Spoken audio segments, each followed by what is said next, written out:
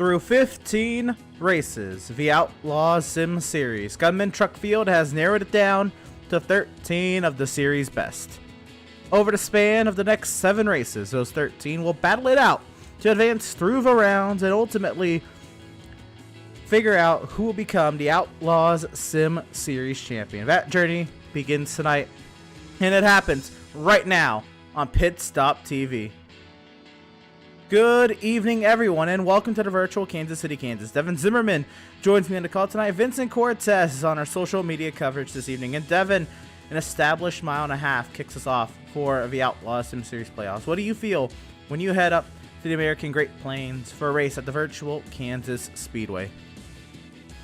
Definitely really interesting speedway we have here with progressive banking in both turns. You can see there on your screen turns 1 and 2 and 3 and 4 pretty much identical, and you know, it's just a very symmetrical track. So 17 degrees on the bottom, 20 degrees up by the wall. Front straightaway is 9 degrees down on the bottom towards the infield and 11 degrees up by the wall. The backstretch is banked at 5 degrees. What this means is the high line is going to be the preferred line. So you can run the bottom line for a little bit, but to save those tires, you're going to want to have to move up later in the run. Problem is, the truck can get really tight or really loose depending on the setup. And, you know, especially off of turn 4, that's where we're going to see most of the problems tonight off of turn 4. See guys tapping that wall, getting damage on the right side of that truck. Really could derail their first round of the playoffs, considering there's only 2 races in the playoffs this week or this year, Emerson. Absolutely, and you mentioned that, and the playoffs being that the way they are, and we can kind of go ahead and we'll see the playoff standings here. Yep, here we go. We got the playoff standings going on here, and just look at it. The 13 drivers that are in, of course. Well, their numbers, the position numbers are in yellow and red. The drivers who are eliminated from the playoffs, their position numbers are in gray. So you'll see the 3 drivers will be eliminated after 2 races, and that'll repeat through the rounds until we get down to 4. So we start at 13, and then we have tonight's race here at Kansas with 150 laps. Next week's race at Kentucky, I believe, 140 laps. And at the end of those 2 races, the drivers placed 11th, 12th, and 13th in the points will be eliminated from playoff competition. We'll take a look at the standings here. And Joseph Causey, by virtue of 3 wins on the season, 6 stage wins, and a whole bucket of playoff points, winning the regular season championship. He has 33 points with the cut line. Greg Holt 25, Jeremiah Stetson 17. That's all cool and all, but Devin, from 4th to 13th, it is a 14-point spread. This is gonna be fun. Markle has 10 above the cut line, Berger 8, Service 5, Lingerfeld 4, and it gets so tight. Yeah, it does. Fair and Leland only 3 clear of Brad Bothwell. Our pole expert, qualifying expert, is only 2 points clear. Joshua Landfox 1 point clear. And then we have Matthew Setzer there, 1 point under the cut line. Seth Fitzpatrick 4 points under, and James Gilliard also 4 points under. It's so tight on this line, and that's what I'm saying. With only 2 races per round, you cannot afford a mistake in any race. And it's really a mixed bag of who's going to, you know, perform tonight. We have a couple of drivers sitting up at the top. Greg Holt hasn't raced in the series in a couple of weeks since securing a spot, and knowing that he was perfectly safe, he decided to take a couple of weeks off to get ready. Joseph Causey did show up for the races, but had just the worst luck imaginable lately, and he's been involved in multiple incidents and just not had the runs that he's wanted to carry momentum into the playoffs. So where we have these the top 2 guys there, I mean, they have a bad race here, and they could find themselves on the back foot going into Kentucky. I mean, it could change around so quickly with only 2 races. And, I mean, this is a difficult track to start on. This was actually the championship race for the Outlaws Sim Series last season, which Seth Berger won the championship last season. He didn't win the race, but he got it done where it needed to be, finishing in the top of the 4 championship contenders. So he took home the crown at this track last season. But, man, it's just a little poetic that we start the playoffs this season with the one that we ended last season. Absolutely, and we think back to that last race of the regular season, or I'm sorry, last race of the season last season. That was Seth Berger, Joshua Balliet, Max Service, Adrian Schumacher, those 4 championship drivers. All 4 of those drivers, by the way, had a chance to win the title throughout that race. It was Seth Berger who held off Adrian Schumacher on a late race charge from Schumi, and then lap traffic ultimately decided the championship there. But we look at it here, and as he said, Devin, the top 2 drivers in the point standings, had a little bit of a miscue with Charlotte, and then took the next couple weeks off. Kazi's had some rough luck, so a little bit of a rut. The top 2 drivers are in. Stutzman, by the way, just won at Iowa. He's looking pretty mighty. Tyler Markle as well. Some drivers that are there that could maybe make a run at this championship. We'll see what drivers are best adapted and ready to hit that reset button for this 7 race stretch. And we'll take a look at it now. And again, we start tonight with Kansas, and then Kentucky next Wednesday night, 140 laps, and then that's it. No mas. That's round 1. We eliminate the bottom 3. We'll reset the points at 3,000, and then it'll be 10 drivers competing for 7 spots. That's Charlotte and then the Texas Roval. Once again, hit the reset button. Now 7 drivers have their points reset to 4,000. Then we go Dega and then Bristol. At that point, 3 more drivers will be eliminated. There'll be 4 drivers headed into Atlanta, all tied. First driver to cross the finish line in Atlanta wins it all. Devin, that's how the playoffs are all sorted up or set up and how they're going to play out. But now you look at it, Devin, I mean, this list of tracks, it just kind of increasingly gets difficult as you go through the rounds.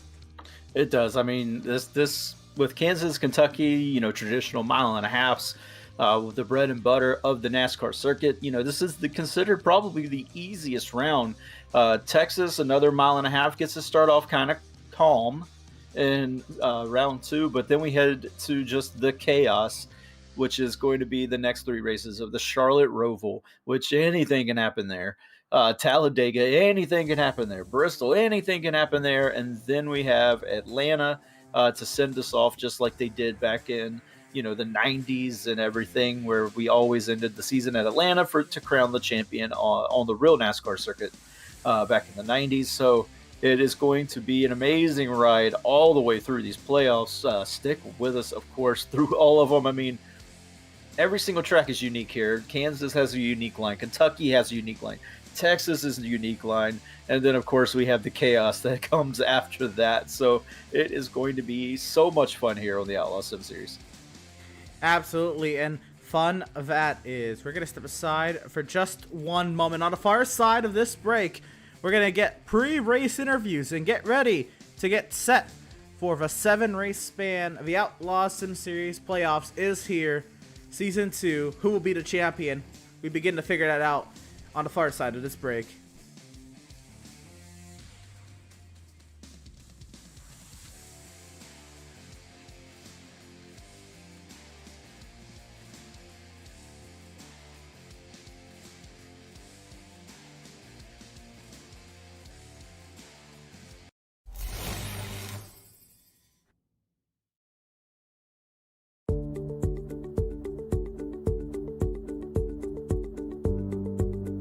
Sound art is a product that is a speaker and it's art. We combine it together and we call it sound art. What makes it so unique that any picture can be your speaker? Sound art gives you the high quality sound without the ugly speaker. This isn't a picture with a speaker, the picture is the speaker.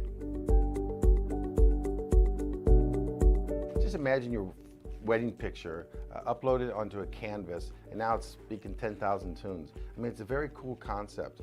What we like so much about it that you can take anything that means something very special to you, upload it on the canvas, have it hanging up in your room, your balcony, wherever you want to put it, and now it's a speaker. I mean, how cool is that? It's something that we have that and no one has. No one has this product. It's just a great gift to give anybody. It's just a neat concept. Around here we say, art never sounded so good.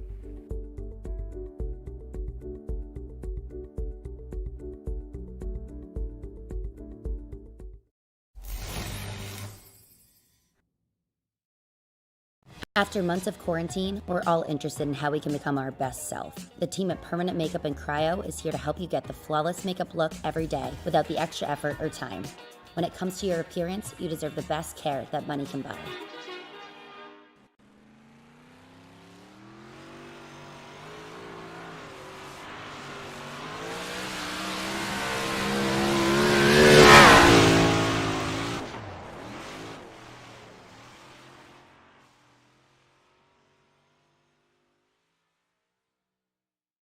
SoundArt introduces an entirely new way to listen to music in your home. By combining the best of two products, a revolutionary high-fidelity, low-profile Bluetooth wireless speaker with beautiful artwork. Select from a library of artwork or upload your own photos to personalize your experience. SoundArt ushers in an era of invisible, beautiful, and amazing sound throughout your home and redefines your entire entertainment system. The need to reclaim your floor space and rid your home of unsightly speaker boxes that need to be bolted to the wall is now a thing of the past. Our canvas is printed on high-quality permalite by Breathing Color. And select from our gallery or upload your own. Standard sizes include 16 by 20 and 18 by 24 canvas wrapped. Custom sizing is available, as well as surround sound options.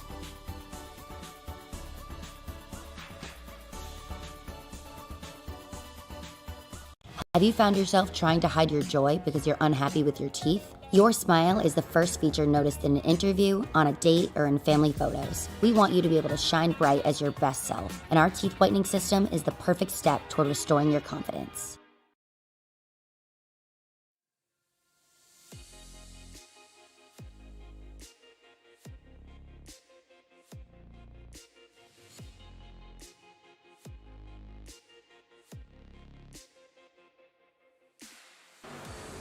Welcome, race fans, back to the virtual Kansas Speedway. Once again, I am Emerson Hart, and I have Devin Zimmerman and Vincent Cortez alongside me this evening. We're ready to bring you the action from the Outlaws Sim Series Gunman Trucks Playoff Race number 1, race number 16 on the season, with, again, playoff racing action from the virtual Kansas Speedway in virtual Kansas City, Kansas. Before we get too far into things, I do want to give a shout out to our partners here at PitStop TV, those of Tucson Sound Art. Your picture, your music. You provide the image that you want, and we will custom create a beautifully framed, high quality canvas with a built-in Bluetooth speaker. With Sound Art, you get the best of both worlds. Visit TucsonSoundArt.com for additional info. Use promo code PitStop TV at checkout and receive 10% off of your purchase. When it comes to your appearance, you deserve the best care that money can buy. With locations in Auburn, Lewiston, Naples, and Saco, Maine, Permanent Makeup and Cryo in Maine owner Ashley Bollier is a certified micropigmentation specialist who provides professional, safe, and personalized services. You can contact Permanent Makeup and Cryo in Maine at permanentmakeupinmaine.com, or you can call or text them at 207-358-8683. Whiplash Media specializes in various sim racing resources, including paint schemes, stream overlays, iRacing camera packs, and more. The official graphic and camera provider of PitStop TV, and you can grab your iBroadcast cameras today at www.pitstoptv.com. And of course, a huge shout out to BAM Racing Videos by a race fan for the racing community. Go ahead and check them out on Facebook. And Devin, here in the practice, looking at the times, drivers scattered all throughout the field. But if you look at it, there's a driver that is pretty low there on the practice chart. Now, I'm not too sure that he's all, that he's actually running that pace. This might be a little bit of what we call sandbagging, but I don't know. I guess we'll have to see, but I think you'll want to find out yourself, Devin, driver of the number 88, Joseph Causey. Yeah, hey, Joseph Causey. We're going to get him to the booth in just a second here and talk to the regular season champion. My apologies. Actually, it doesn't appear we have Joseph Causey. Oh, no. That's all right. Well, why don't we get last season's champion, Seth Berger, here. We'll pick his mind on what he's got to offer for here at Kansas. Seth Berger, this is Devin in the booth. Do you got a copy? Yes, sir. Hey, man. Coming in right now, you won the championship at this track last season. So, I mean, I know this track brings up some good memories for you. How are you feeling going into the first round, the first race of the playoffs tonight? It feels like I'm entering the playoffs for the first time again, honestly, since it's open setups and a totally different automobile this season. But definitely like this track. Hopefully the wall is where I'm at all night. But, just ready to hit it like I'm a rookie again, honestly. I understand that. And you mentioned ripping the wall. I know that you were one of the guys who loves to wall ride around pretty much any track you can get away with it. Kansas really really offers that to a driver. And you can't run on the low side in the short run. However, do you foresee yourself doing any of that, running on that low line, maybe to start the run or anything, or are you going to try and work your way to the top pretty much from the get go? Honestly, as much as I want to run the wall, I'm going to be wherever's fastest and wherever people aren't because of dirty air. So we're just going to see what happens. Because the bottom, you can't get the bottom working. I'm not sure about long run, but definitely short run, the bottom is going to be fast. Yeah, and you mentioned the long run here. I mean, Kansas is known to give tons of long runs. Not a whole lot of cautions can happen here, especially if people get spread out. We kind of saw that last season in the finale there. Everybody got spread out, and we went on a very long green flag run. Are you kind of expecting a similar situation tonight with the way these trucks are? Probably, especially Outlaws is really good caution-wise. We never get many cautions. We have a couple messy races here and there, but I'm definitely expecting long run. All right. Well, I mean, it's a new season. You said you feel like a rookie. I mean, the playoffs are here. You've had some good runs coming in, not the best finishes, but definitely some speed still there in that truck. Are you expecting to bring that speed and try and pick up momentum tonight? That's the plan, man. But for a solid month and a half, I was having speed but not being able to finish these races. So it's really just going to be about finishing these races, hopefully. Yeah, well, I wish you the best of luck, Seth. I mean, you won it all here last season at this very track.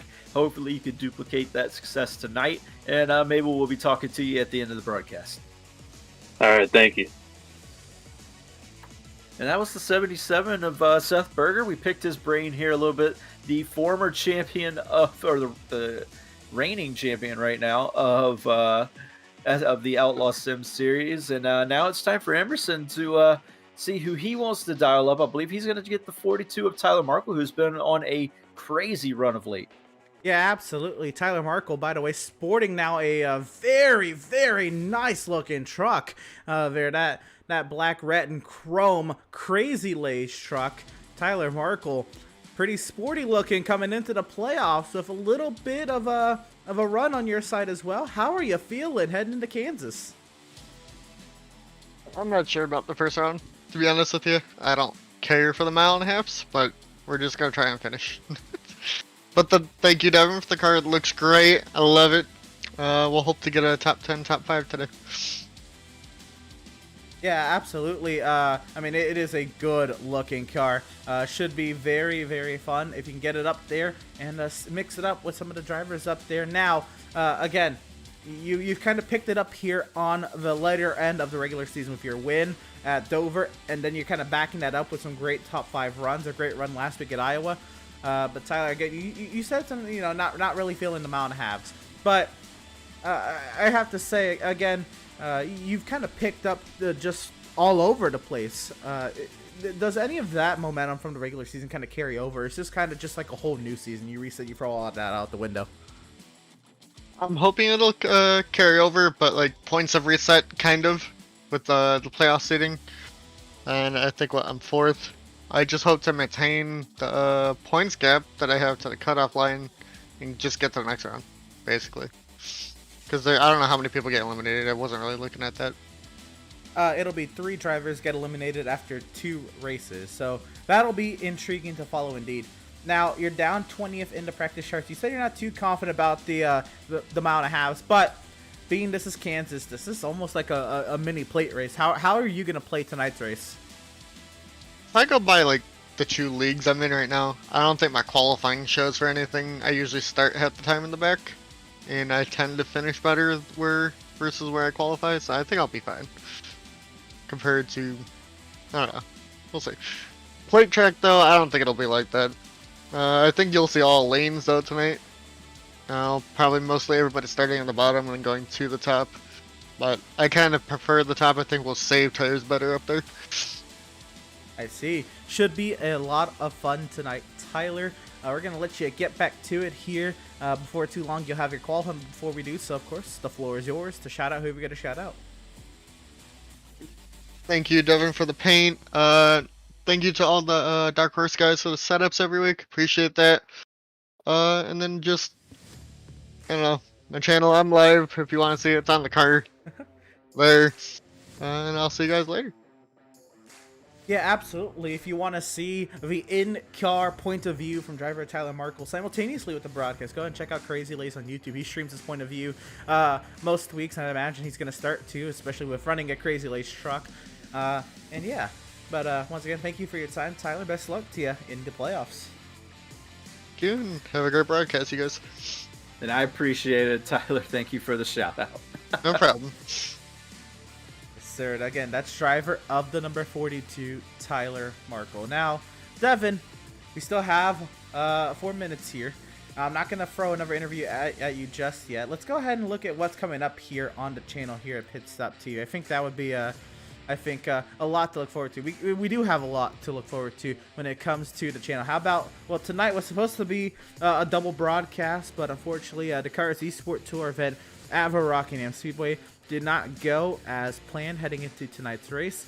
I believe it was due to car count. So they all qualified. The points will be finalized.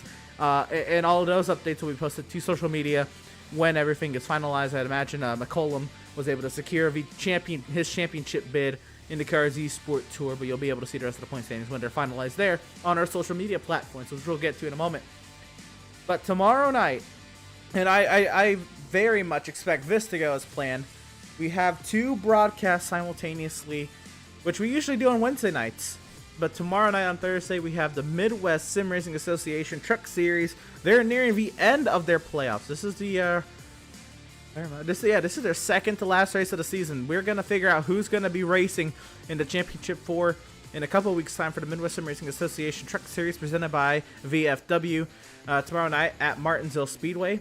Or if you wait an hour, if you're into sports car racing, we have the North American Racing League with their 3rd race of the season at Circuit de Spa-Francorchamps at 9:15 p.m. Eastern. That should be a lot of fun Thursday night. And then Friday night, we're back at the Paperclip for the Midwest Sim Racing Association National Series. Same deal there. Second to last race of the season. We're going to figure out who will be the championship 4 drivers heading into Phoenix in a couple weeks' time there as well. That is Friday night, 8:15 p.m. Eastern. Again, next Wednesday night, we'll be back here with the Outlaws Sim Series. They'll be at another mile and a half. We'll be traveling to the Bluegrass State with the Kentucky Speedway. But Devin, this later broadcast, dualies tomorrow, then Friday night with MSRA. We'll be back with Outlaws next Wednesday. What do you make of them?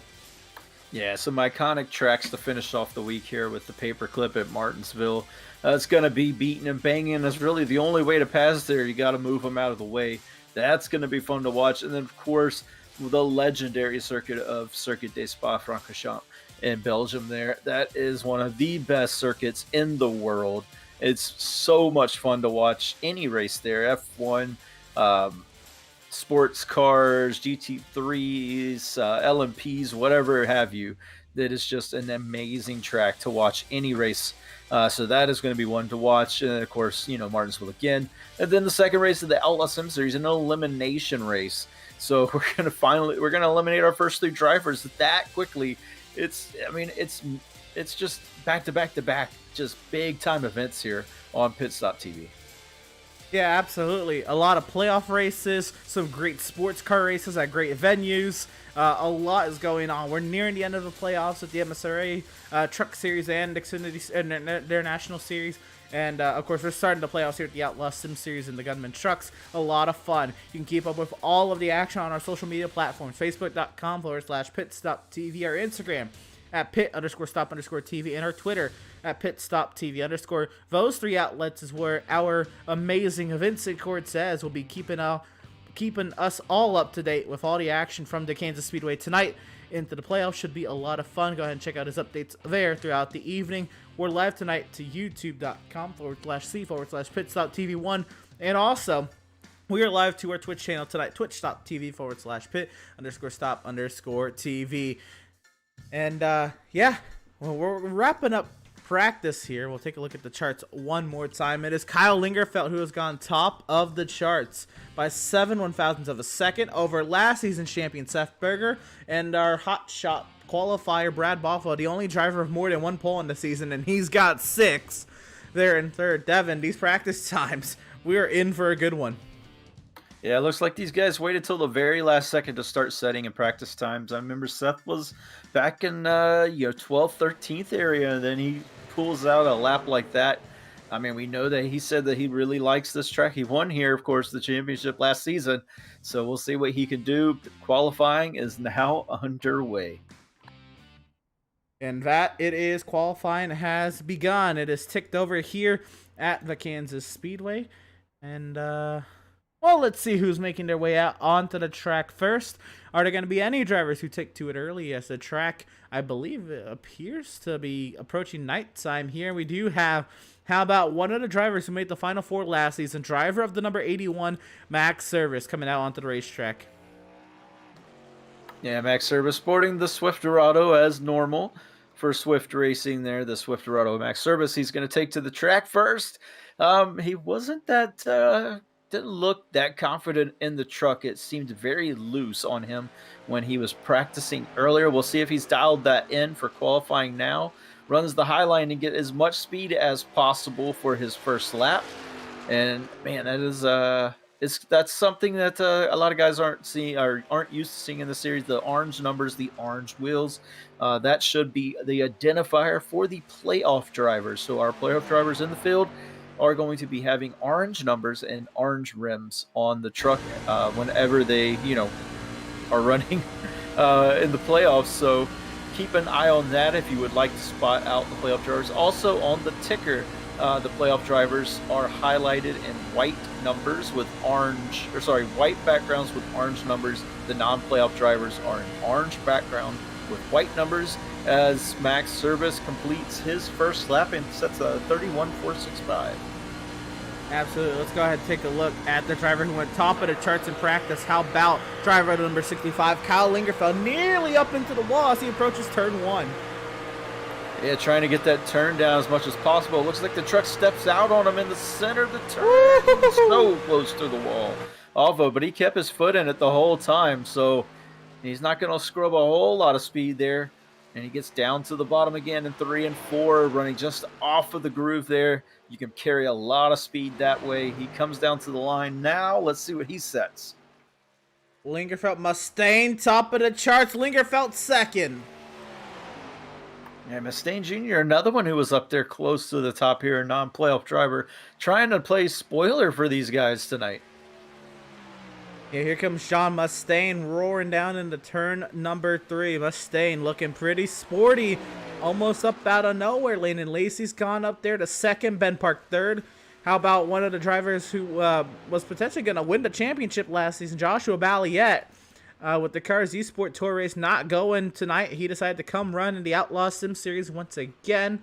And there's Joshua Balliette in the Bob Ross truck. That's awesome. Oh, man. Missed Bob Ross, but a great qualifying time for him. Taking a lot of time off from this season. Ran race control for quite a bit. Now he's back just to give it a go in the playoffs here. He's just looking for wins, just trying to collect wins whenever he can. Here is a playoff driver, though. Guy on the cut line currently. Right there, just 4 points under it. Gilliard, he's going to really have to have a couple of very decent finishes to stay in the playoff hunt. How about this driver? 6-time pole winner on the season, Brad Bothwell. Trying to see if he can go one better as we approach the playoffs here. Going at it for the Pratt Tile and Stone Pole Award. We're right on board with Brad Bothwell, who's trying to get this bad boy up to speed and see where he can place this lean green number 31 machine.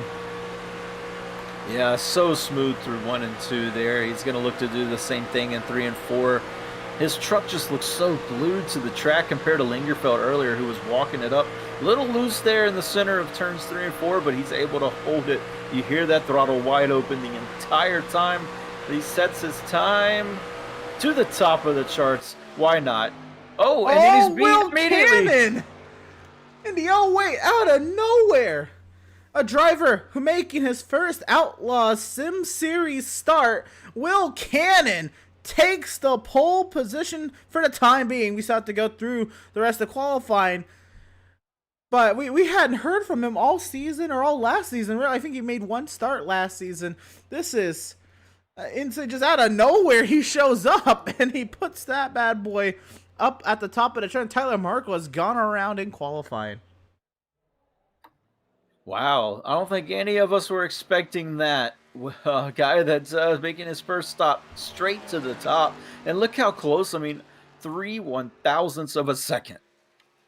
I'm sure Bothwell's giving his all, and well, actually he's reset, so he's not giving it anymore, I'd imagine.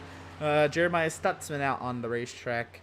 Landon Lacey is headed back out there in the number 53, but here comes Stutzman on his second lap through the start-finish line, or through the tri-oval and the start-finish line. Jeremiah Stutzman will not improve on his second lap, back to his third now.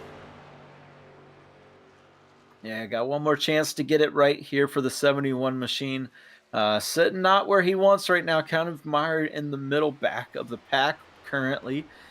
He is one to pull strategy, though, so even if he does qualify back there, clips the apron in the entrance to turn 3. That's looks like he might be done here. He got a little too low. How about this truck from Julio Villalobos? This is Dia de los Muertos inspired in this number 45 truck, and I love it. Yeah, that's an awesome looking truck there. Of course, Dia de los Muertos, sorry. Of course, is Day of the Dead. That's the Mexican equivalent of Halloween here in the States, where you remember those that have gone before, remember the dead of your families and all of that. So, of course, you know, to all of our Hispanic compadres out there, you know, of course, wishing everyone a happy Halloween and, of course, a happy Dia de los Muertos. Absolutely. Here comes Joshua Lane Fox, who, well, he's pulled it off the track. Here he did not come. Tyler Markle out on the track. He had, oh my gosh, he had the playoffs meme on the truck.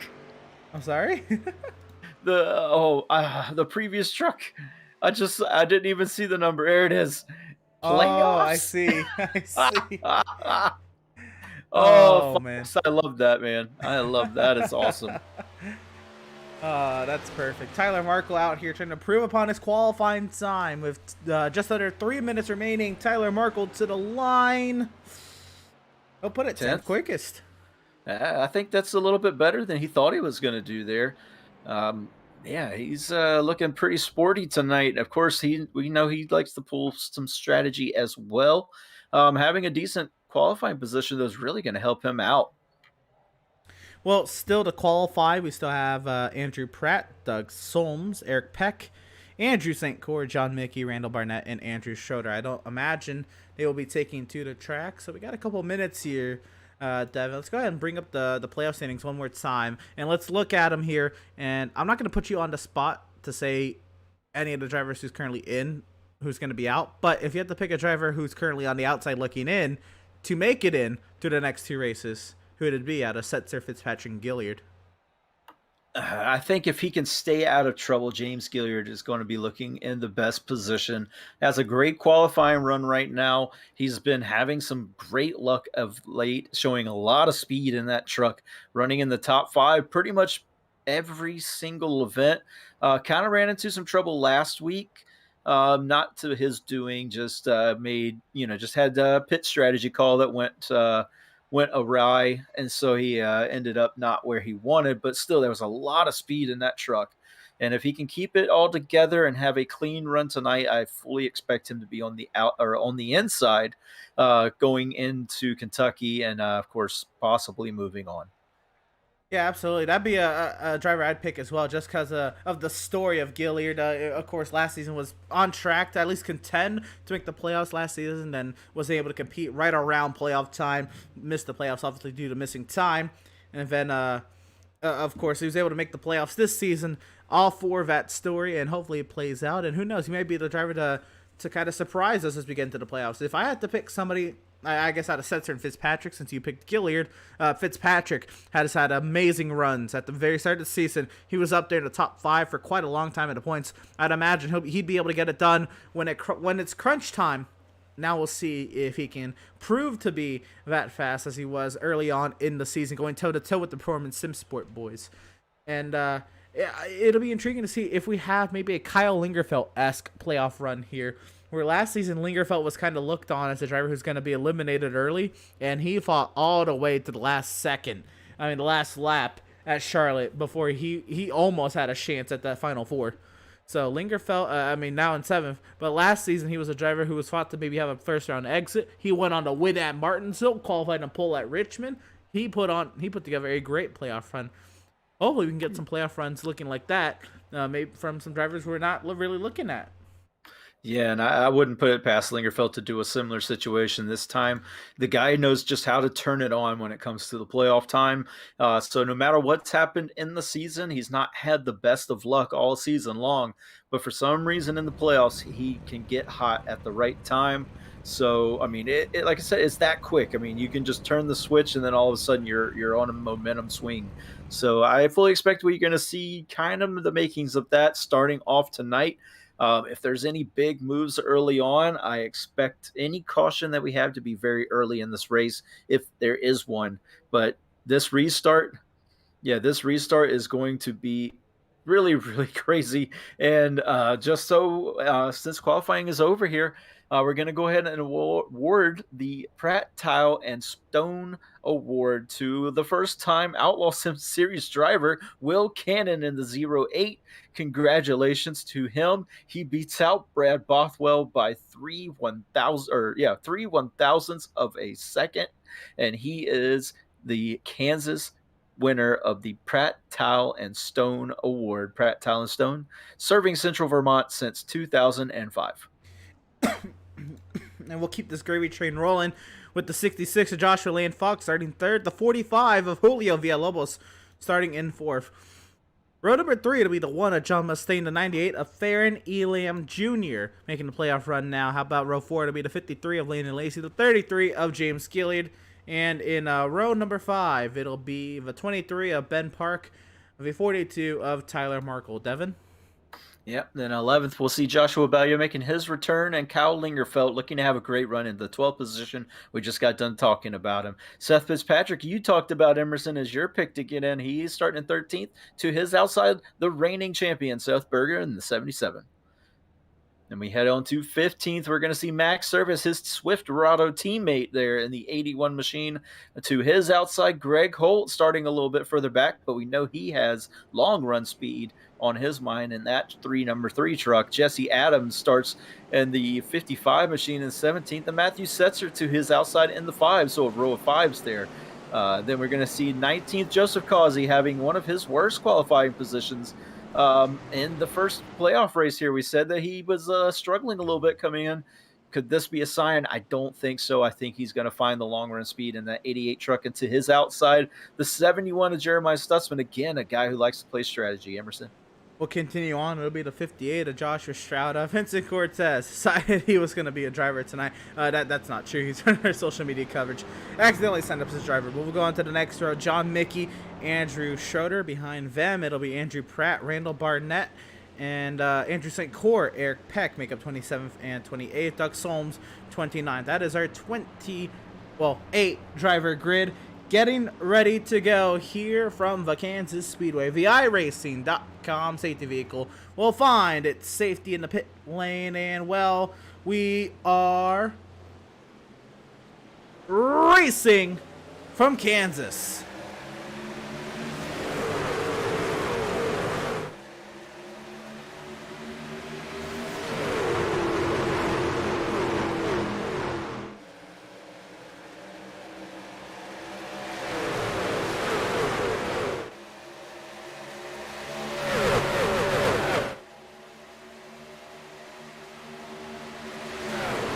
How about Landon Lacey all the way? Oh, he's loose. He's sideways up the track. Goes to 53.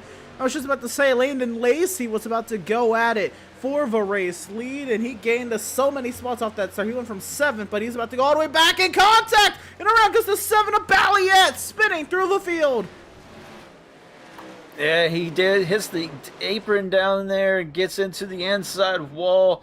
I'm not sure who all that took out, but man, that is a rough start for Balliet trying to make his season comeback here, return to the season. A lot of damage there on the back end of the happy trees of Bob Ross. I know they're not too happy right now. Oh, man.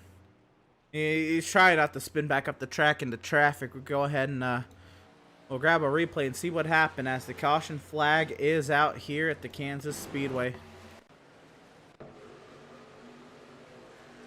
Yeah, it looks Landon Lacey getting loose there. Kind of bottlenecked everybody. And there was 4 wide there coming to the end of lap 1. As you see, look at it, 4 wide there, and just, I think it's a little contact there with Fitzpatrick. Ben Park gets collected. He gets hit by the 33 of Gilliard. Oh, no. Gilliard, no. Playoff driver in trouble right off the bat. Luckily, nobody else was involved, but very unfortunate signs for James Gilliard. Hopefully that truck is all right.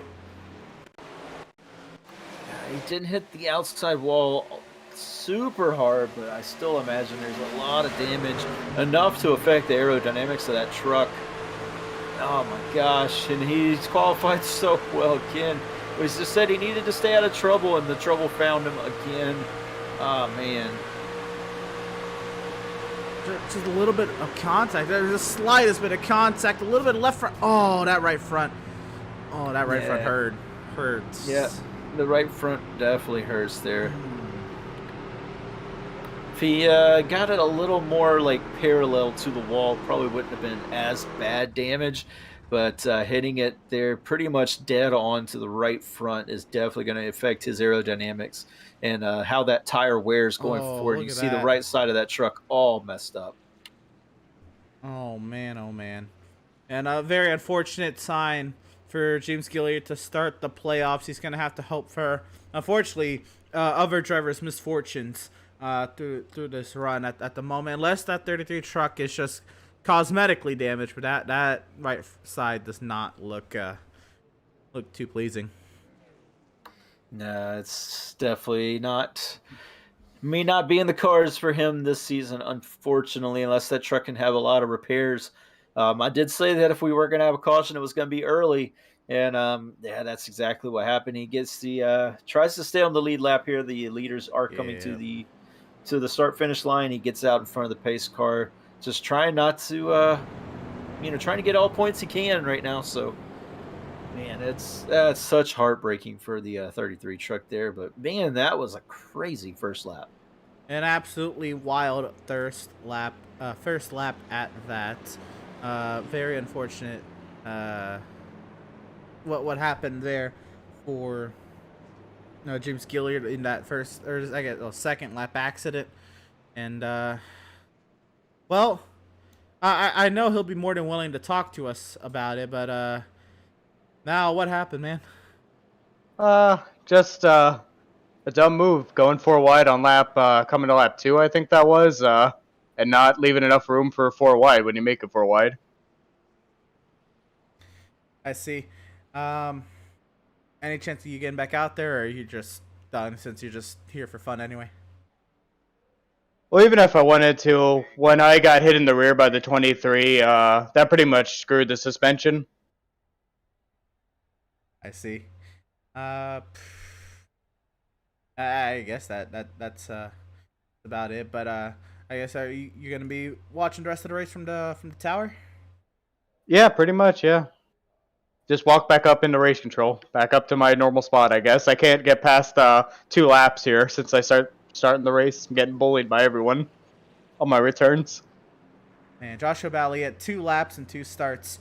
Most recent 2 starts. Unfortunate. Best luck to you, I guess, on your next start. Yep, thank you. Yeah, that is unfortunate what happened there. The choices have been made. We're on the 1 to green here. It's Will Cannon and Julio Villalobos, the front row.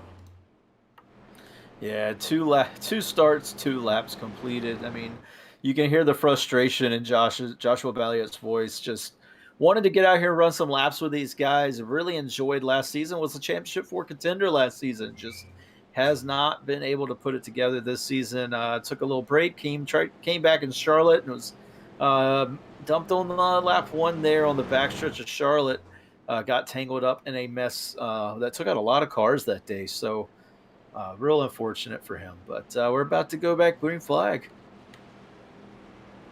Yeah, absolutely. Real quick before we get to racing here, I want to take a look at the weather. The air temp 75 degrees, the track temp 91 degrees, the winds 11.5 miles per hour flying out of the west, and we are back to racing from the American Great Plains.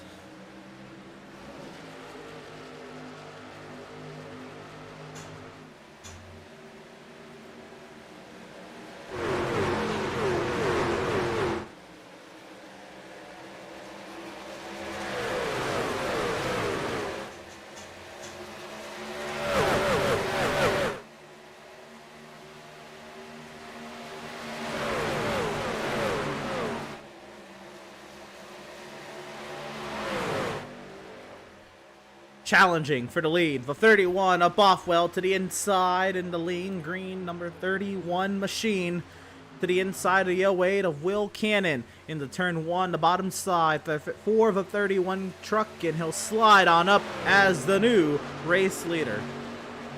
Yeah, big move by Brad Bothwell there. Wants to get up front early and keep that truck in the clean air.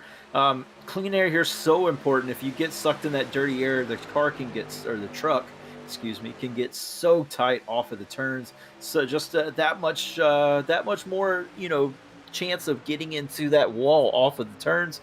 Another big mover here, Max Service, already up to 3rd after he qualifying down towards 11th, 12th position there. Made some big moves on both of these restarts and has found his way to 3rd. He's being challenged right now by Landon Lacey, though. And remember, Landon Lacey on the initial start went from about 7th to 2nd, then got sideways, and everybody bottlenecked, and that's what caused the accident there on lap 2 with Balliet, Park, and Gilliard. And here goes Landon Lacey once again. This time a little bit more patient through the field, but right now up to 4th behind Max Service and trying to see what he can do in that number 53 machine. Max Service, one of the playoff drivers, of course. Lacey understands that, and we'll keep that in mind as he's just here for fun. Yeah, he's out here to have some fun, try and win as many races as possible. We talked to him after his win in New Hampshire, or was no Gateway, excuse me. And he was saying, he just wants to come out here and race for these guys and get some wins. Knows he joined a little too late to make the playoffs, but here he is looking to the inside of Max Service. Service gives him the lane, but I think Service is going to have to run off of the turn to be able to stay in front of the 53 machine for now. But Lacey's definitely looking. Yeah, some trouble there for the 45 of Julio Villalobos, and unfortunately, the troubles continue. If you tuned in to the Midwest Sim Racing Association's National Series race on Friday night, they were also at the Kansas Speedway. Those are open setup races as well, and they were in the Xfinity cars there. And Julio Villalobos was great on the short run and struggled after a couple laps. And unfortunately, I think that may be the similar thing happening here. Villalobos dropping through the running order. Yeah, he got really loose off of turn 2 last time. Saved the truck, but just lost a ton of spots. And that really lit up his tires. You can see his truck is still bobbling around just a bit in the rear end there. Those tire turns, you can see it there. He's struggling. Yeah, big slide out of 4. And, yeah, he's lit those tires up big time with that slide off of 2. And he's just got to get those tires cooled down here if he wants to make this pass, make it stick. You can see the back end wants to come around so bad. All over the road is that 45. Here comes Ben Park, not sustaining too much damage in that number 23 as he continues on. And look at it, James Gilliard has stayed on the lead lap. Oh my goodness, but that truck is hurt. Yeah, and then we have a collision on the backstretch there. I saw it at the back of the screen, the 63 truck, and I'm trying to make out the other truck. I think it's the 66 of Land Fox, another playoff driver. Oh my goodness, there is damage to the right side of Joshua Land Fox's truck. Big damage to that right side. We'll go ahead and we'll grab a replay. Yeah, him and the 63 truck coming off of 2 while we were talking about Villalobos struggling off of 2. They had a similar situation right behind Villalobos and both got into the wall here. I think the 63 just lost it a bit coming up. Or no, he just came up into him. Oh, and a double hit there to the 66. And I know Rand. I've known him, you know, as a driver in this series for years. I mean, back to the console series. And I know he knows better than that. I can't. I guess maybe the spotter didn't tell him there's a truck to his outside. That's not okay. That's a playoff driver there that he might have potentially taken out of playoffs just based on, you know, how tight it is on that cut line. Yeah, and it's, man, Fairley looked like he was just trying to slowly make his way forward, protect the tires on the long run, just gets caught up in not necessarily any fault of his own. I mean, there was nowhere he can go. He's right up against the wall. So, man, we're seeing 2 playoff drivers with big time problems here early in this race. How about a couple of very, very fast drivers? One of the title heavyweights, Greg Holt, and a new kid on the block, Landon Lacey, going toe-to-toe for 3rd. Yeah, Greg Holt with a bad qualifying position has found his way to the front very quickly here. We know that truck has long run speed in it for sure. Lacey pushing the 31 machine down the straightaway. Looks like Brad Bothwell's kind of lit his tires up a little bit more than he would like. Greg Holt's truck, though, still running very, very solid times down on the bottom, is able to almost clear Lacey as they come off of 4, and it looks like he's going to try and force his way in front of him there for a minute. He was trying to, but Lacey, he's pretty good at this racing stuff too. He understands, you know, how to race this track. He's got to stay to the outside of Holt, but Holt will get the better through the center of 1 and 2. He'll clear up down the back straightaway. Landon Lacey loses that out to Greg Holt again. 2 playoff drivers, and the driver making his first Outlaws Sim Series start of the season, second Outlaws Sim Series start of his career, leading the thing. Will Cannon out there by a half-second advantage. This is absolutely insane, I guess. I mean, we really didn't have any idea how Will Cannon would perform. We only have 1 start on him, and I believe that was at North Wilkesboro at that last season. So we're learning as everybody else is. How about Farron Elam in the Skull Candy number 98 Chevrolet Silverado? Good looking truck. A little hard to make out that number sometimes just based on the chrome, you know, where the light hits it, but that is a nice looking truck. Yeah, low black and chrome truck, similar design to what we've seen from him throughout the season, but that gun smoke chrome. Oh yeah, and he is really driving that truck. Slides it off of 2 though, and if he's not careful, he's going to be under fire here for long by the 88 truck. The 80 truck is there. Joseph Causey looking to take away that 5th place position on the bottom side of 3 and 4. Lacey blinking in and out of session there. Elam and Causey go to work as they duke it out for the 5th position. Causey trying to work his way forward. Remember where Joseph Causey started. And remember Greg Holt having to work their way through the field. Now Holt, you know, he started a little closer to the front than Causey did. But remember that Causey started like 20th, I believe. Like, this is a phenomenal first 20 laps of Joseph Causey. Yeah, I think that those Performance Sim Sports guys, again, set their trucks up for the long run, knowing that these long runs tend to happen here at Kansas. Didn't really have the qualifying pace, but knew that if they kept it clean throughout the run, they would find their way to the front very quickly, and it seems to be that way right now. We're watching the 81 truck, though, Max Service. He's starting to slide back through the field. Ben Park, though, involved in that early incident. He's already making his way back up through the field here as he gets around Max Service, and Seth Fitzpatrick is going to join him. And Fitzpatrick trying to get himself up into this playoff battle, trying to work his way, slipping by this 81 truck, can't get there. Ben Park slides up. Fitzpatrick trying to maybe get a 2-for-1 special here in that Hooters number 2 Chevrolet Silverado on the bottom side. John Mickey just up ahead, having himself a nice little run. Just outside the top 10 there in 11 for the 69. Yeah. Oh, Max is in the wall. Run out. Another playoff driver with issues early. Max Service in the wall off of 2. Tyler Markle's going to go around him on the outside here of 3 and 4.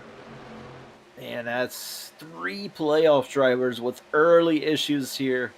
And, I mean, that's just how it goes to Kansas. Your luck can change so quickly, and big-time damage right behind the front right tire.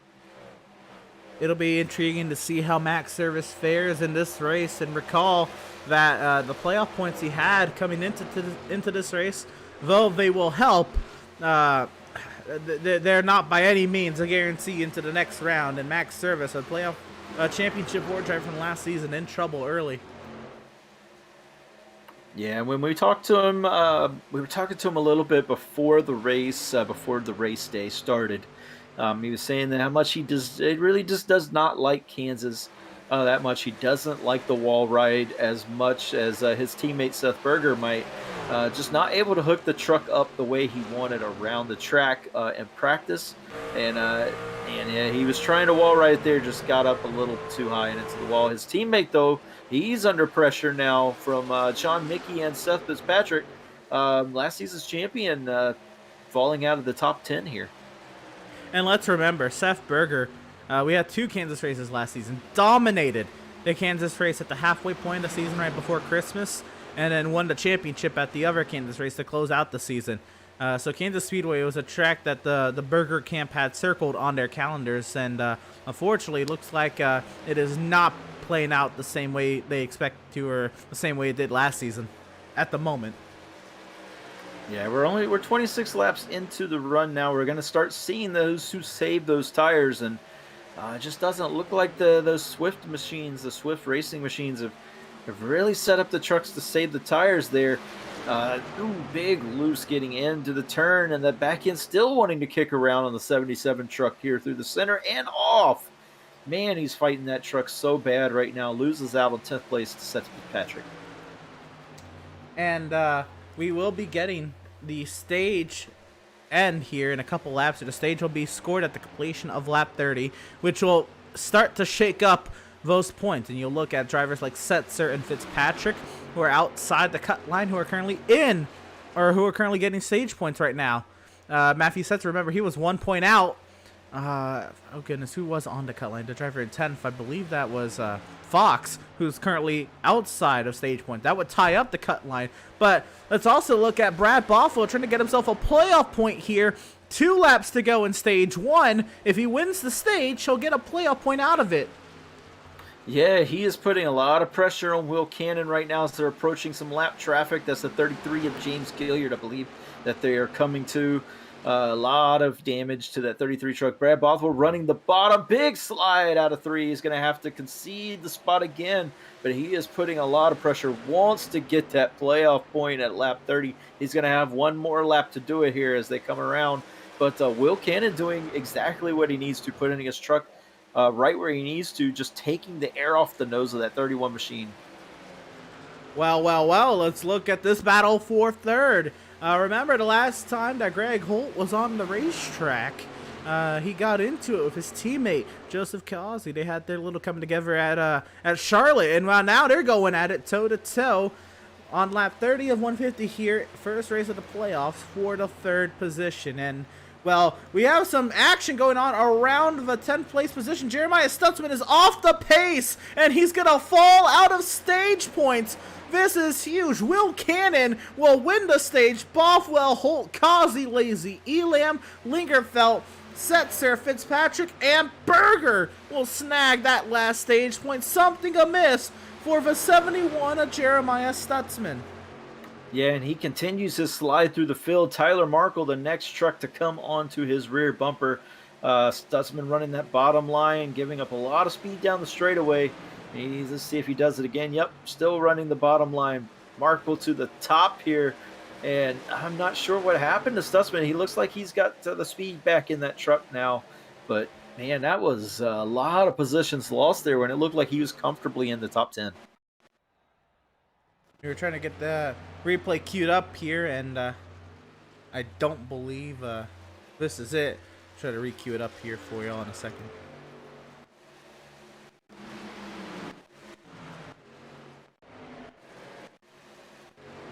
Oh, and so here it is. This is Jeremiah Stutzman. This is a couple laps ago off of turn 2, just super sideways. He had to really say, oh my goodness. but he had to catch his truck, and that lost a lot of speed out of that 71 machine. Yeah, that's real similar to what we saw Julio Villalobos do off of that turn. Very similar situation.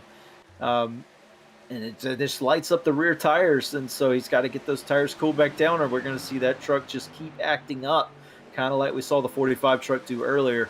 Running the bottom here, making a ton of speed, gets to the inside of Ben Park, not going to be able to make it stick, but that nose just took off on him. Yeah, it's just taking off on him now. I think those tires are about had it due to those slide. A lot. I mean, this track is tough. And you're seeing the series best struggle with it. Fox, Gilliard, Service, who was a championship 4 driver last season, Stutzman, second most wins on the season. Drivers like of this caliber, the playoff drivers, struggling with this track. Yeah, Tyler Markle's been trying to make this pass for quite a while now, not able to get it completed. The top line is the faster line now on the Warren tires, but Stutzman's truck able to hang on and really battle very well here on the bottom. The same can be said for that 23 truck right in front of him. He's trying to clear the 77, finally does. The 77 trying to do the over-under. Yeah, trying to get the crossover, trying to send it down to the bottom, but Steph, I think, is struggling with his tire wear, trying to see if he can keep it down there, not make contact. They're catching up to Elam as well. This is a little gaggle of trucks here, and the positions they could flop here. We got 3 playoff drivers catching up on a 4th. Yeah, and almost 3 wide as they get into turn 1. The truck in the wall, Elam right in the front of wall, Tyler Markle. right? Oh my goodness! Oh, Markle just missed to keep it off of the truck. He's going to lose some positions, but he keeps his truck going as Farron Elam, another playoff driver, finds trouble here early on in this race. He should be, well, he got into the wall bad, but there's no rear end damage. There's no added insult to injury. He should be okay. He might need a yellow to get back into it, but he should be okay to continue on. Yeah, Markle doesn't lose out too much. He's only a couple positions there that he lost. Thanks that these trucks have spread out quite a bit, but man, that was a close call for the 42 machine. He's under fire from the 75.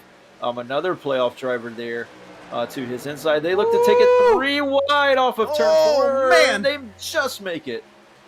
And then they all fan out on the front straightaway. Got to give room here into turn 1. Mickey gives up both spots. Now Marco to the high side, Pratt to the low side. A couple playoff drivers going toe-to-toe here.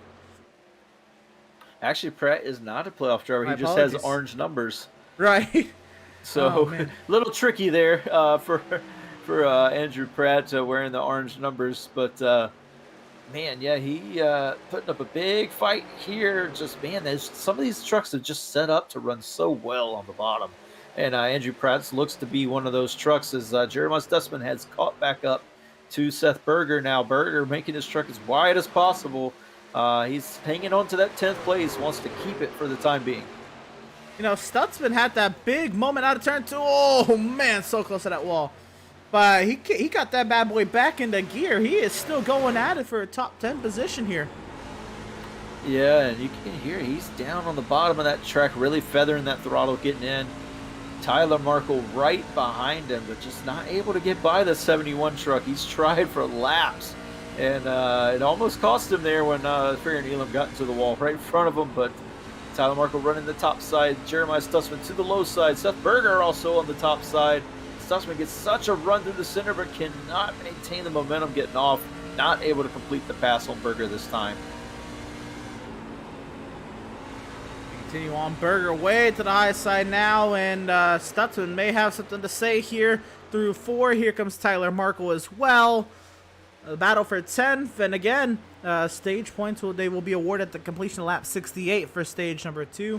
And this very much could be a battle here. Now I believe we'll get through pit stops before the stage 2 caution comes out. Oh, big moment for a white truck down on the bottom side of the racetrack. That's Matthew Setzer.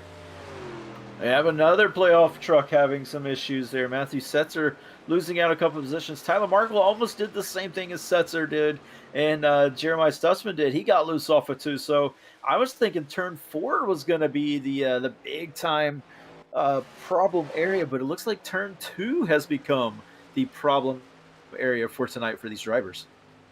Well, we'll get to see here. This is Matthew Setzer racing Landon Lacey and Seth Fitzpatrick. Remember, Setzer and Lacey have gotten into it once before, and to no avail. That time was just Setzer nearly getting collected by Fitzpatrick, and Lacey has blinked out of the session, and he might be done for real this time.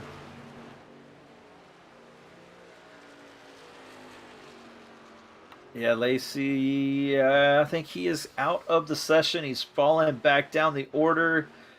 Yeah, I think he is out of the session now. How about the battle for the race lead? Bothwell right back up to Cannon. The nose ticks off on him on the entry, but he has closed the gap. Yeah, and I think he's picked up the pace because of that truck that's behind him. That number 3 truck of Greg Holt is coming. Slowly been tracking these guys down. He is almost there on the back of the 33 machine. Bothwell knows that if he wants the lead, now's the time to get it. And if he wants to lead laps, he's got to go because that 3 truck is coming. A big slide though off of turn 2 for Greg Holt. Yeah, Brad Bothwell again trying to get some laps led. He did get laps led early in the race, but trying to get this this thing turned around before Holt gets here and try to secure some stage points for himself. Yeah, definitely. He wants to get that playoff point by winning the stage if he can. I wouldn't be surprised to see maybe Bothwell try a strategy. Oh, slide off of turn 2. He's really letting the rear end of that truck hang out. But I wouldn't be surprised if he maybe tries a pit strategy here. These guys will probably have to pit before the end of stage 2. So just how early do you come to make it? You know, do you want to stay out a little bit longer? Do you want to come in early and try and leapfrog the guy in front of you? It's going to be so chaos. Can you make it on a couple more, or, on another stop after that? That's going to be the big question, because you don't want to sacrifice, if you're these guys, you don't want to sacrifice that finishing position just for a playoff point, I would think. Yeah, Bothwell to the bottom side of the racer. Loose, or is he coming down? If he's coming down the pit lane, that is an awkward way to come down. He might lose a lot of time on this pit entry here. That is a very slow pit entry to what I imagine some of his competitors would be taking this pit entry at. Yeah, and then also, that kind of signaled his hand here. He's coming early. So now we got to see what he does with all these other playoff drivers behind him. Greg Holt, Kyle Lingerfeld up into 3rd place. Joseph Causey there in 4th. Seth Fitzpatrick 5th. Matthew Setzer in 6th. Jeremiah Stutzman and Tyler Markle in 8th and 9th respectively. These guys might be looking at that, seeing what's happening. I know that Stutzman and Markle are guys who like to take it long.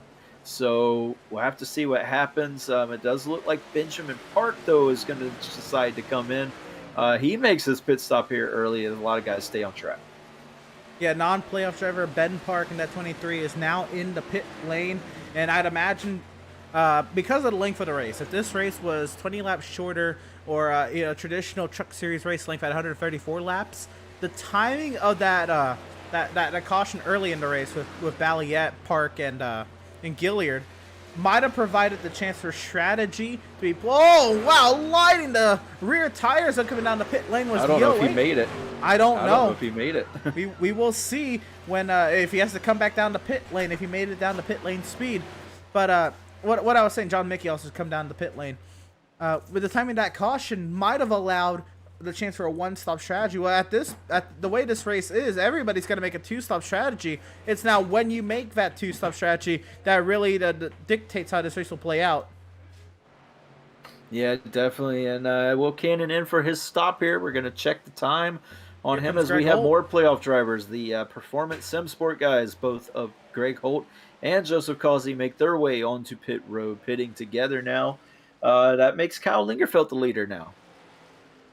Yeah, Kyle Lingerfeld stays out, gets himself a lap led, and is now signaling lower on the racetrack. I imagine he's just going to come in and not allow the drivers to... Oh.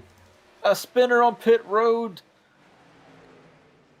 Looks like it is Julio Villalobos. Villalobos spun on the pit entry as Lingerfeld comes down to pit lane speed.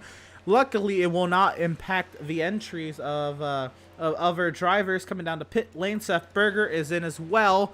A little slow on the entry, got it down to 40 miles an hour, pit speed being 55. I was so scared that he was going to bring out a yellow there and trap some of these guys who early pitted.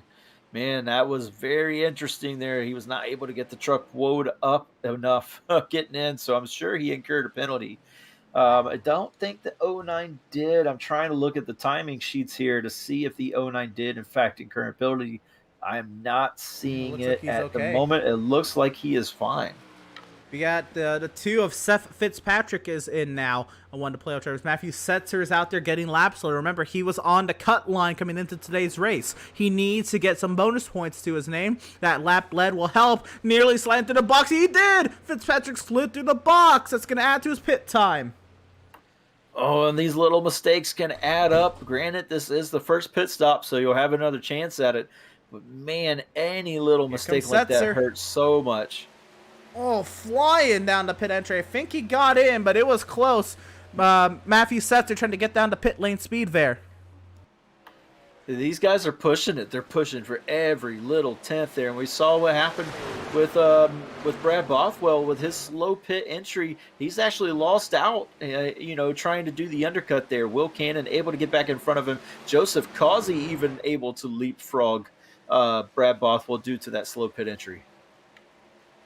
Here comes Tyler Markle. Playout driver was able to get himself a lap lead. Hands the lead over to Andrew Pratt. Jesse Adams stays out as well. Looks like Doug Solms will be the third. Other drivers down. Doug Solms comes down to pit lane as well. So leave Andrew Pratt and Jesse Adams, the two drivers still out there on the pit lane. Yep, Tyler Markle, one of the last playoff driver to come in and get his stop. He's going to put it into the box. No issues there. And we'll see him get out, and where he will come out, he'll be on the freshest tires, though, for the second run of this race. We'll have to see how he makes his way back through the field. The tires here fall off quite significantly in the first few laps, and they start to equalize around lap 26, 27, in that range there right before lap 30. So we'll have to see what happens when he comes out, but Will Cannon under pressure there from a different competitor, the 88 machine of Joseph Causey, right on the rear bumper as the 12th car got a little close to him there. But, man, we're about to possibly see a battle for the lead here before too long. I thought we were seeing Fitzpatrick come out in also Jesse Adams and Andrew Pratt have come down to pit lane. I thought we were going to see Seth Fitzpatrick join this battle for the lead. It was actually Tyler Markle coming off the pit lane. He's not too far back there, Tyler Markle, as you see him. Who is that truck right there coming off of down the back straightaway? Is that Tyler Markle? I don't believe so. No, I don't believe so. And we do have a truck slow right in front of the leaders at 25. That was Eric Peck trying to get down to pit speed. He might have slid all the way through 3 and 4. Looks like we stay green. He has damage on the right side of that truck. Well, we will grab a replay and see what happened to the 25 of Eric Peck. And he was kind of stationary on the apron there, right in front of these guys. Yeah, he was. Something amiss on the 25. We'll get the replay. And here we go into turn 3. Peck on the bottom side just snaps on him. He slams the outside wall hard into the outside wall. Spins the bad boy back around, trying to hold on to that thing. And she ain't looking too hot. No, that's a lot of damage. That was a hard hit coming up there with that second hit where he hit the wall. Tries to put it in the grass there. Keep it off of the track. That's really smart. Stay out of the guy's way. Really couldn't find a way to get it looped around. Comes down pit road. I think he's getting damage repair. I don't know if we're going to see Eric Peck anymore this night. But, man, that was a hard hit. And to add on to the... I guess to the playoff scenarios. First, we got Joseph Causey breathing down the neck of the 08 of Will Cannon. Joseph Causey trying to get himself another playoff point. By the way, came into today's race 33 above the cut line. What's another playoff point for next round? Why doesn't he say? Trying to find his way around Will Cannon. He still has 10 laps to do it this time by the start-finish line. But as we work our way through stage number 2, want to give a rundown of the back half of the field, of course, Joshua Balliet, the first driver out of the race. He's still on the pit lane technically, but he is no longer contending in tonight's race. James Gilliard has called it a night. He is 26 laps down, and he will not participate any further on in this race in that number 33 truck. Landon Lacey is 26th, 17 laps down after leaving the event. Andrew Schroeder, 14 laps down. He is out of the race, and now Eric Peck has called it a day. He is 6 laps down. Joshua Land Fox in the 66 truck, heavy damage. He got his damage repaired, but he is out there limping around, really. He is 23rd, 5 laps down. Randall Barnett, the other end of that incident with Joshua Land Fox. He's going to put it right there in front of Fitzpatrick. Man, oh man. He's 22nd, 2 laps down, and Julio Villalobos is 21st, 2 laps down. 1 lap down, only Andrew St. Cour and John Mustaine. Andrew St. Cour returning to the series, the Canadian, in that number 12 AC Delco Chevrolet Silverado out there in the 20th position. But we carry on. The battle for the race lead and the potential stage 2 victory rages on through turn 3. Causey trying to get down to the inside. He's got a great run here. Yeah, he gets there. He pokes his nose underneath of the 08, who's led almost every single lap tonight. Causey is there as they get into turn 1. He has the lane to try and do the slide job off of 2. He sends it into turn 1 and completes the maneuver off of turn 2, sliding in front of the 08, new leader here in Kansas. Joseph Causey to the race lead, and that is going to put him out in front. He's got to now just drive that baby back home. What are we coming here? This is 6 laps to go in stage 2, and Joseph Causey will potentially add another playoff point to the bank. Yeah, exactly, and that's exactly what he wanted. He's still not under fire, or he's still under fire. The 08 not going away, running that top line and gets the momentum off of turn 2. Is going to get right to the back bumper of the 88 truck, but they both seem to run the similar lines into turn 3. Maybe the 08 running just a little bit higher than the 88, but man, they run very similar lines there. That's not helping the 08's cause at all, trying to get off of turn number 3. But here in turn number 2, this is where we see the big difference. 08 to the top, 88 to the bottom. 88 able to pull away in the center, but the 08 closes right back in as they come off of the turn down the back straight.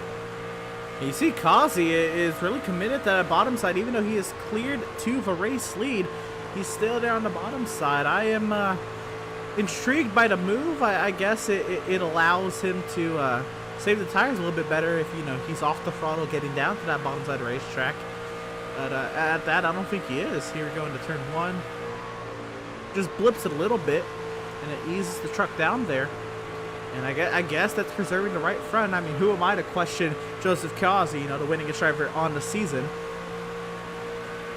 Yeah, I assume that is exactly what he's doing with that blipping of the throttle.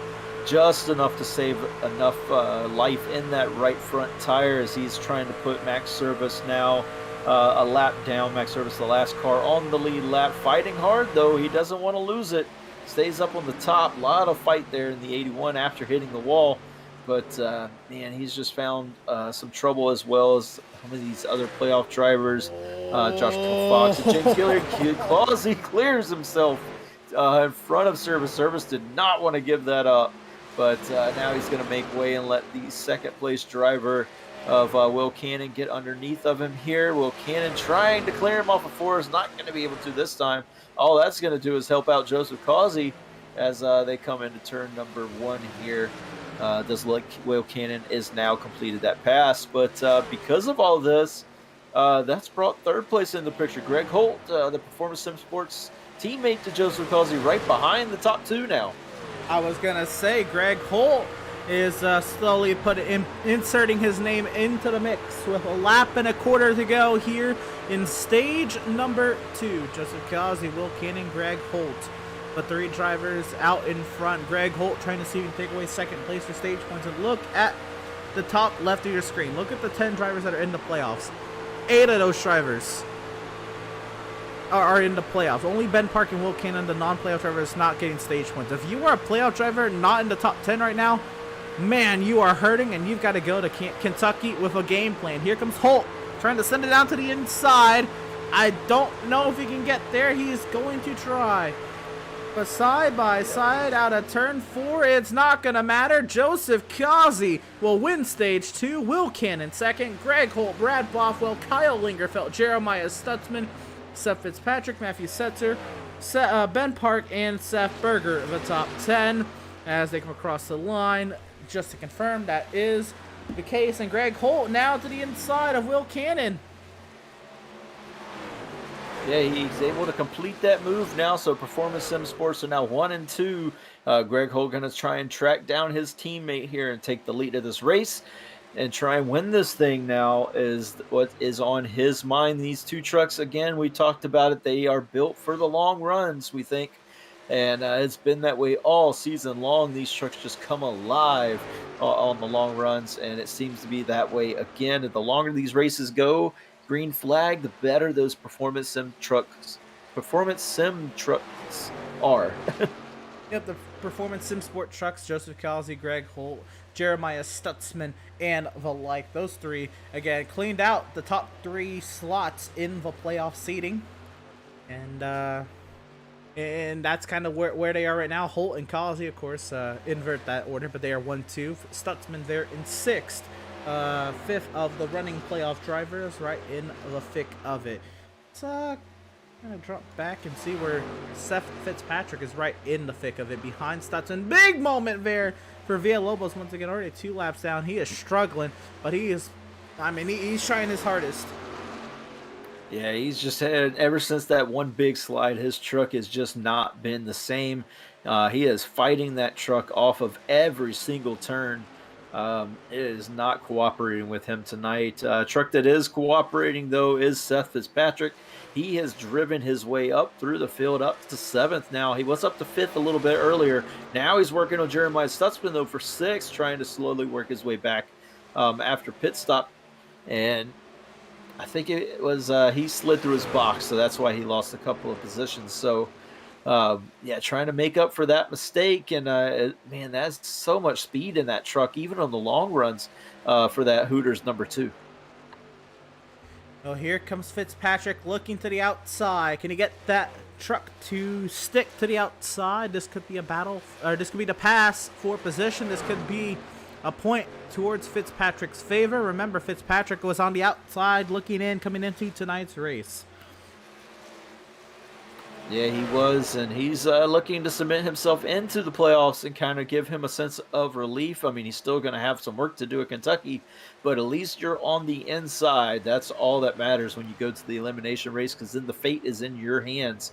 So a lot more so than having to, battle the guys that are above you. But, yeah, he completes that pass now, working the top side of the track around Jeremiah Stutzman. And he will take over the 6th place now. He's got Kyle Lingerfeld in his sights just ahead of him down the road to try and get back into the top 5. So Seth Fitzpatrick putting on a great run here to try to solidify himself as a force to be reckoned with. As we thought at the beginning of the season, Fitzpatrick was going to potentially be one of the title heavyweights just because of how consistent he was. He kind of fell off there in the middle part of the season. And his sideways stairs, he clips the seam, I believe, with the right rear tire.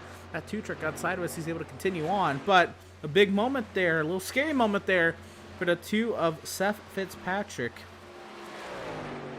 Yeah, luckily he's not going sliding through that infield portion in the backstretch like we've seen some trucks do tonight.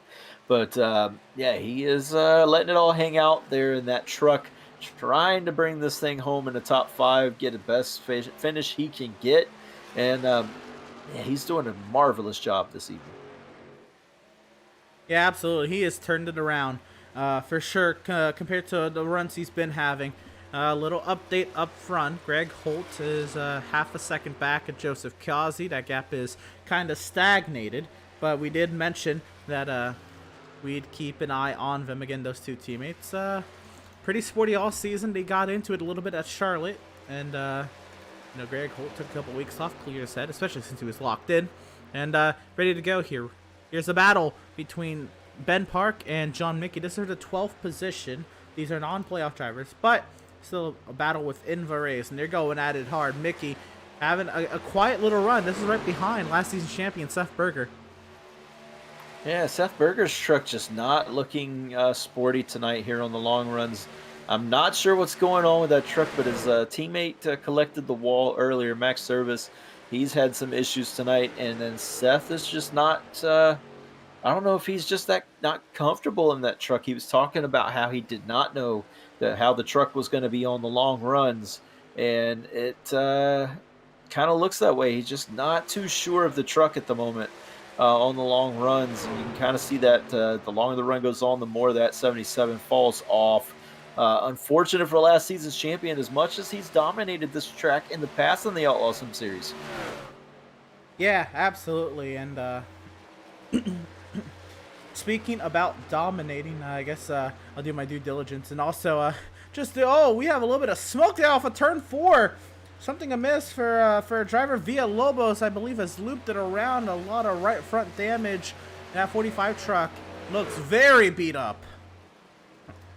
Yeah, Julio Villalobos just not having that truck under him tonight from the get-go. Had the big slide off of turn 2, and then again another big slide in 3, trying to get around Barnett and slides and almost collects him. Oh man, hold on to it. Oh, right back up on the racing surface. Right in the middle of the track, right in front of Seth Fitzpatrick. He just lets it hang out there while he lets guys get around him. Very considerate. Enough time for people to react and not run into him. But man, that 45 is looking very rough here. I'm not sure he's going to be able to continue in any, with any competitive pace at all now. But he's still out there fighting it. But man, that truck has just had some handful moments tonight. Absolutely. Well, real quick, I was just going to update what's going on in the World Series after last night's Game 1 and the Braves taking that game 6-2 over the Astros. Through 2 innings, the Stros are up 5-1 on the Braves in Game 2. Just that little quick update, because we're going to step aside, and on the far side of this break, we'll come right back to this battle that is starting to brew up between Causey and Holt. We'll see if they'll play nice on the far side of this break.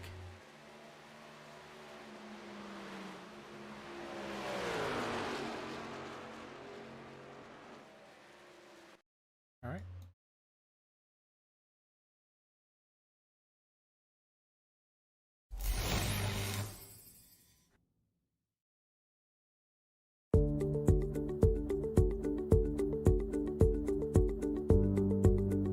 Sound art is a product that is a speaker and it's art. We combine it together and we call it sound art. What makes it so unique that any picture can be your speaker? Sound art gives you the high quality sound without the ugly speaker. This isn't a picture with a speaker, the picture is the speaker. Just imagine your wedding picture uploaded onto a canvas and now it's speaking 10,000 tunes. I mean, it's a very cool concept. What we like so much about it that you can take anything that means something very special to you, upload it on the canvas, have it hanging up in your room, your balcony, wherever you want to put it, and now it's a speaker. I mean, how cool is that? It's something that we have that and no one has. No one has this product. It's just a great gift to give anybody. It's just a neat concept. Around here we say, art never sounded so good.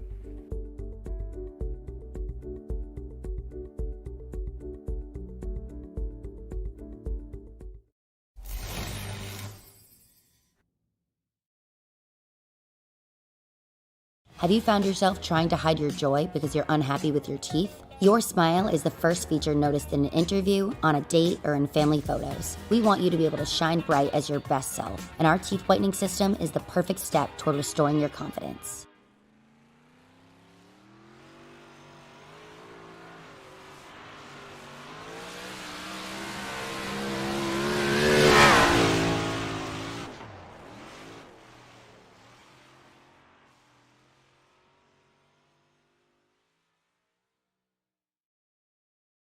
Have you found yourself trying to hide your joy because you're unhappy with your teeth? Your smile is the first feature noticed in an interview, on a date, or in family photos. We want you to be able to shine bright as your best self, and our teeth whitening system is the perfect step toward restoring your confidence. SoundArt introduces an entirely new way to listen to music in your home. By combining the best of two products, a revolutionary high-fidelity, low-profile Bluetooth wireless speaker with beautiful artwork. Select from a library of artwork or upload your own photos to personalize your experience. SoundArt ushers in an era of invisible, beautiful, and amazing sound throughout your home and redefines your entire entertainment system. The need to reclaim your floor space and rid your home of unsightly speaker boxes that need to be bolted to the wall is now a thing of the past. Our canvas is printed on high-quality permalite by Breathing Color. And select from our gallery or upload your own. Standard sizes include 16 by 20 and 18 by 24 canvas wrapped. Custom sizing is available, as well as surround sound options.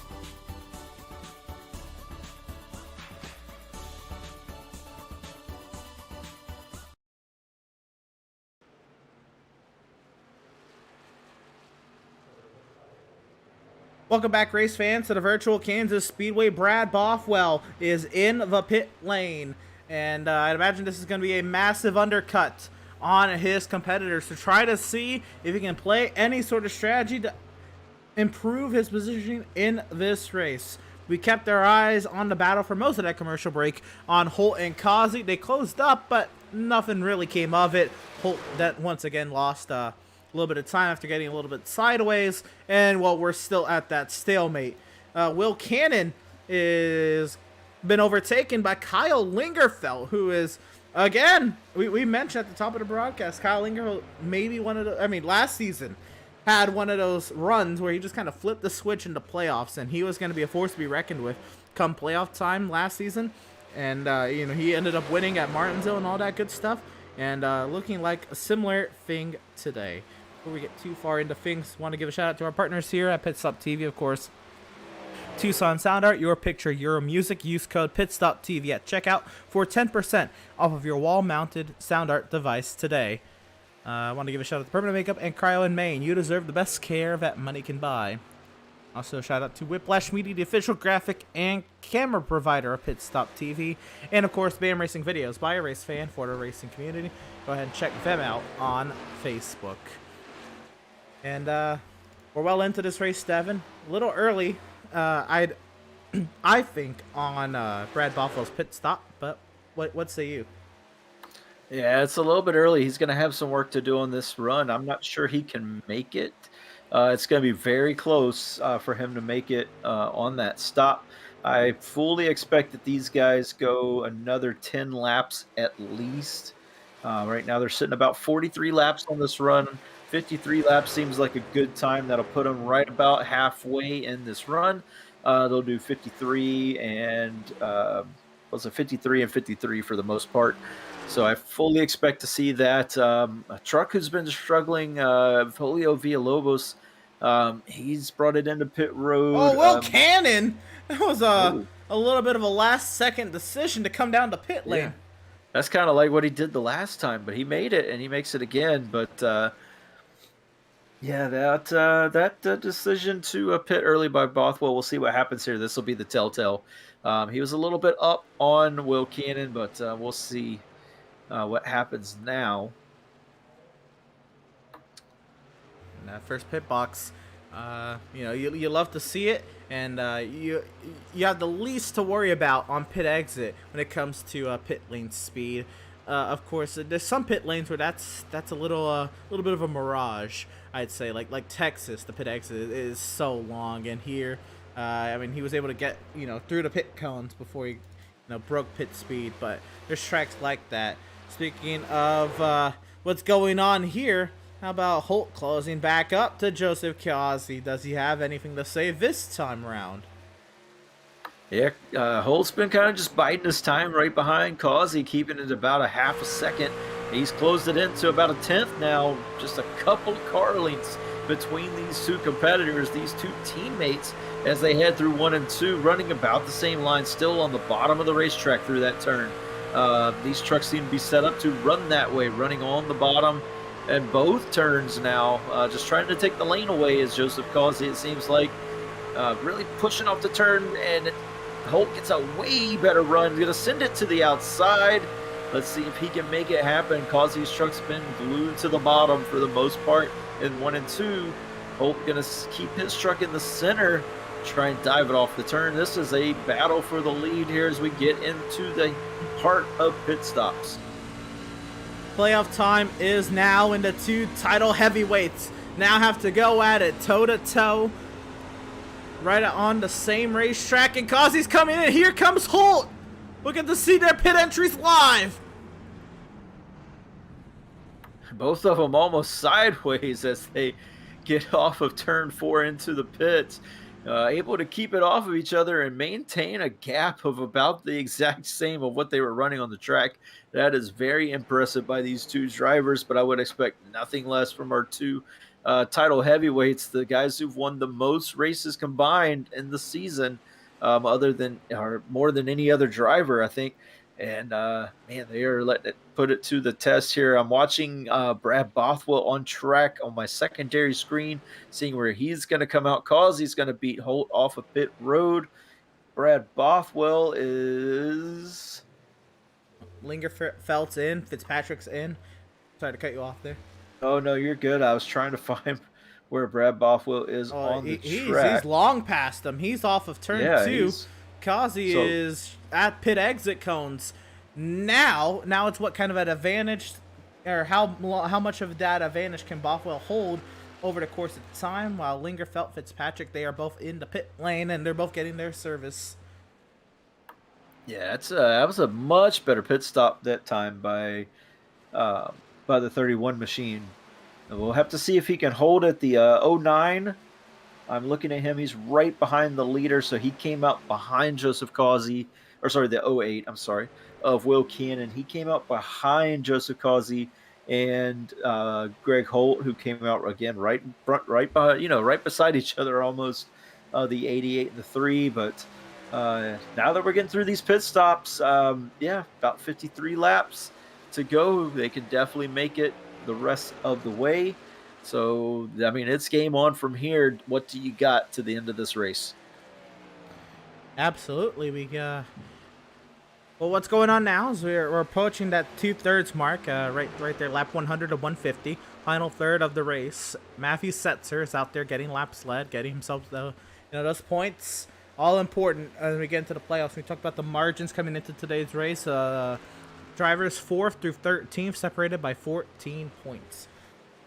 Max Service is stopped on the pit lane. Is he out of gas? I think Max is out of gas, possibly.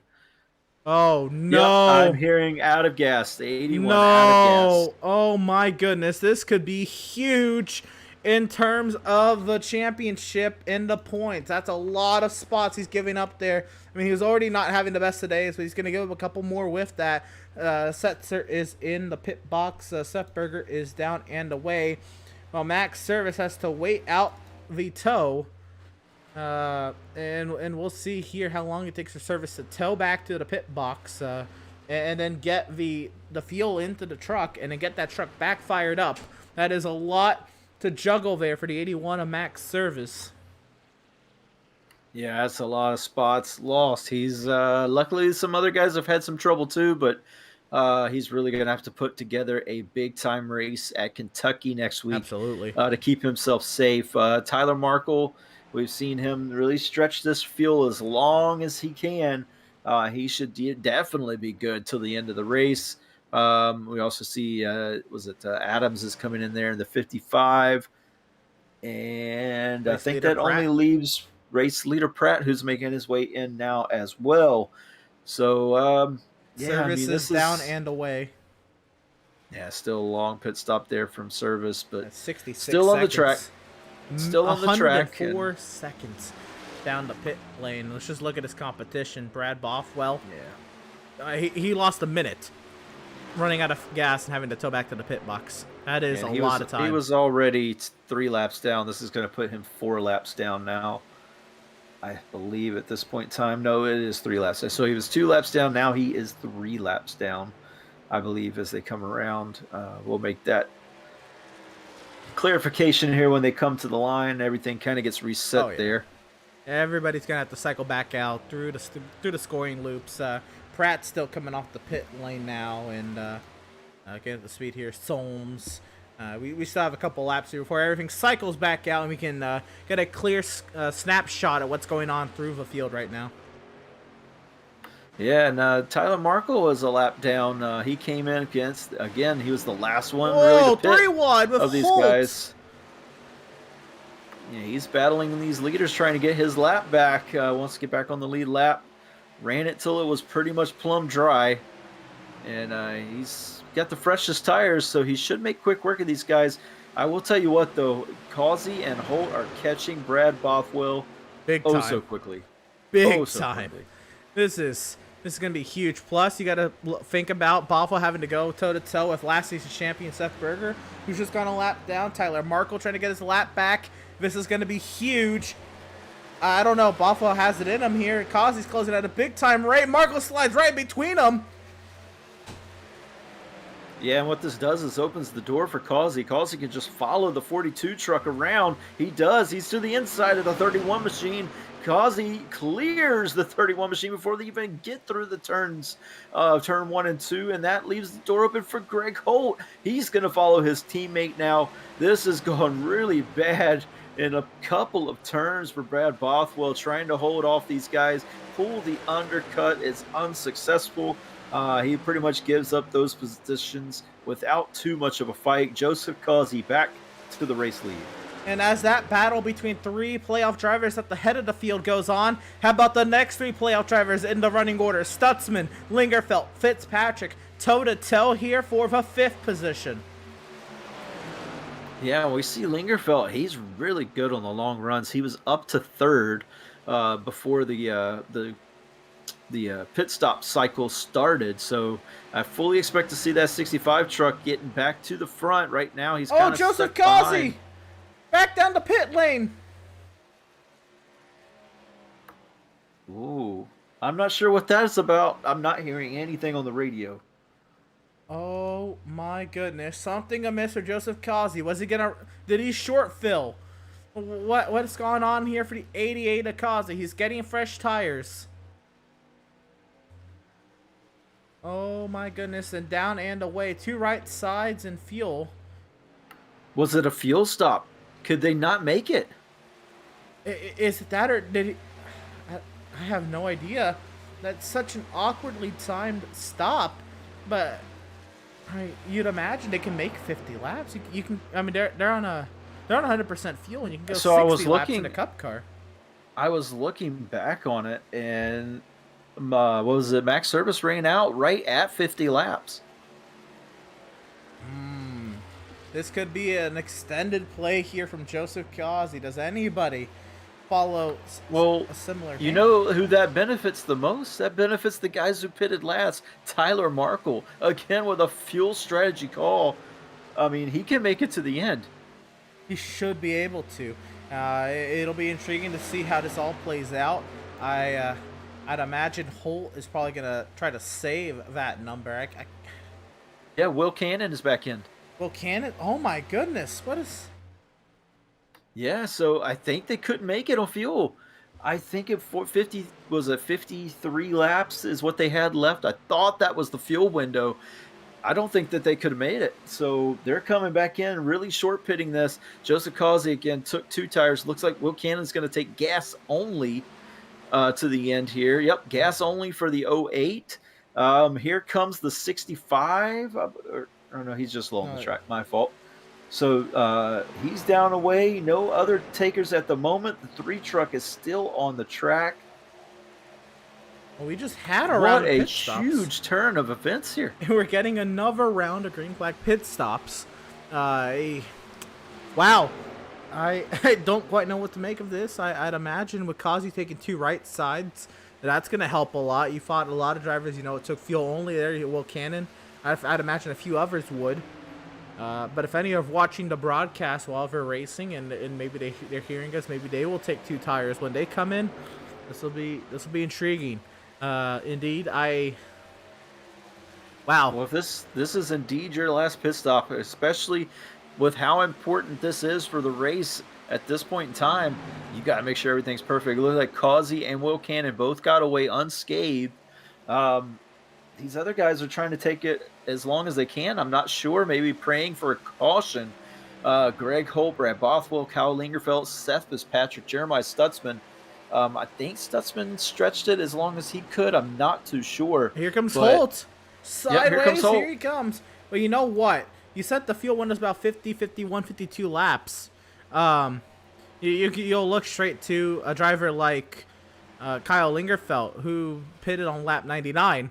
And he's going to be like right there. He can save that amount at that. Kyle Lingerfeld may be the highest running driver that could take advantage of this. Yeah, exactly. I mean, he might have to save a lap or two, which is definitely possible here. And that might be why he is kind of slowed up. He's taking 4 tires, Holt. Oh, Holt's taking 4. Okay, so he's thinking that it's okay, 37 laps, I can really start to catch these guys. Here comes Brad Bothwell down pit road. Yeah, Bothwell is in. I wonder if Lingerfeld's going to try. Yep, Lingerfeld is now the race leader. He has inherited the race lead. Right behind him, Seth Fitzpatrick, Jeremiah Stutzman. That is our top 3 at the moment. I'm trying to look here. Greg Holt back on the track. Remember when Bothwell pitted and we thought that was super early? Well, I guess he was committing to the 2-stop to the end. And at that, getting the most out of his tire life. It looks that way. Jeremiah Stutzman is in. Jeremiah Stutzman, the strategy genius we look to most weeks. He has come down to pit lane, and he feels he cannot make that number.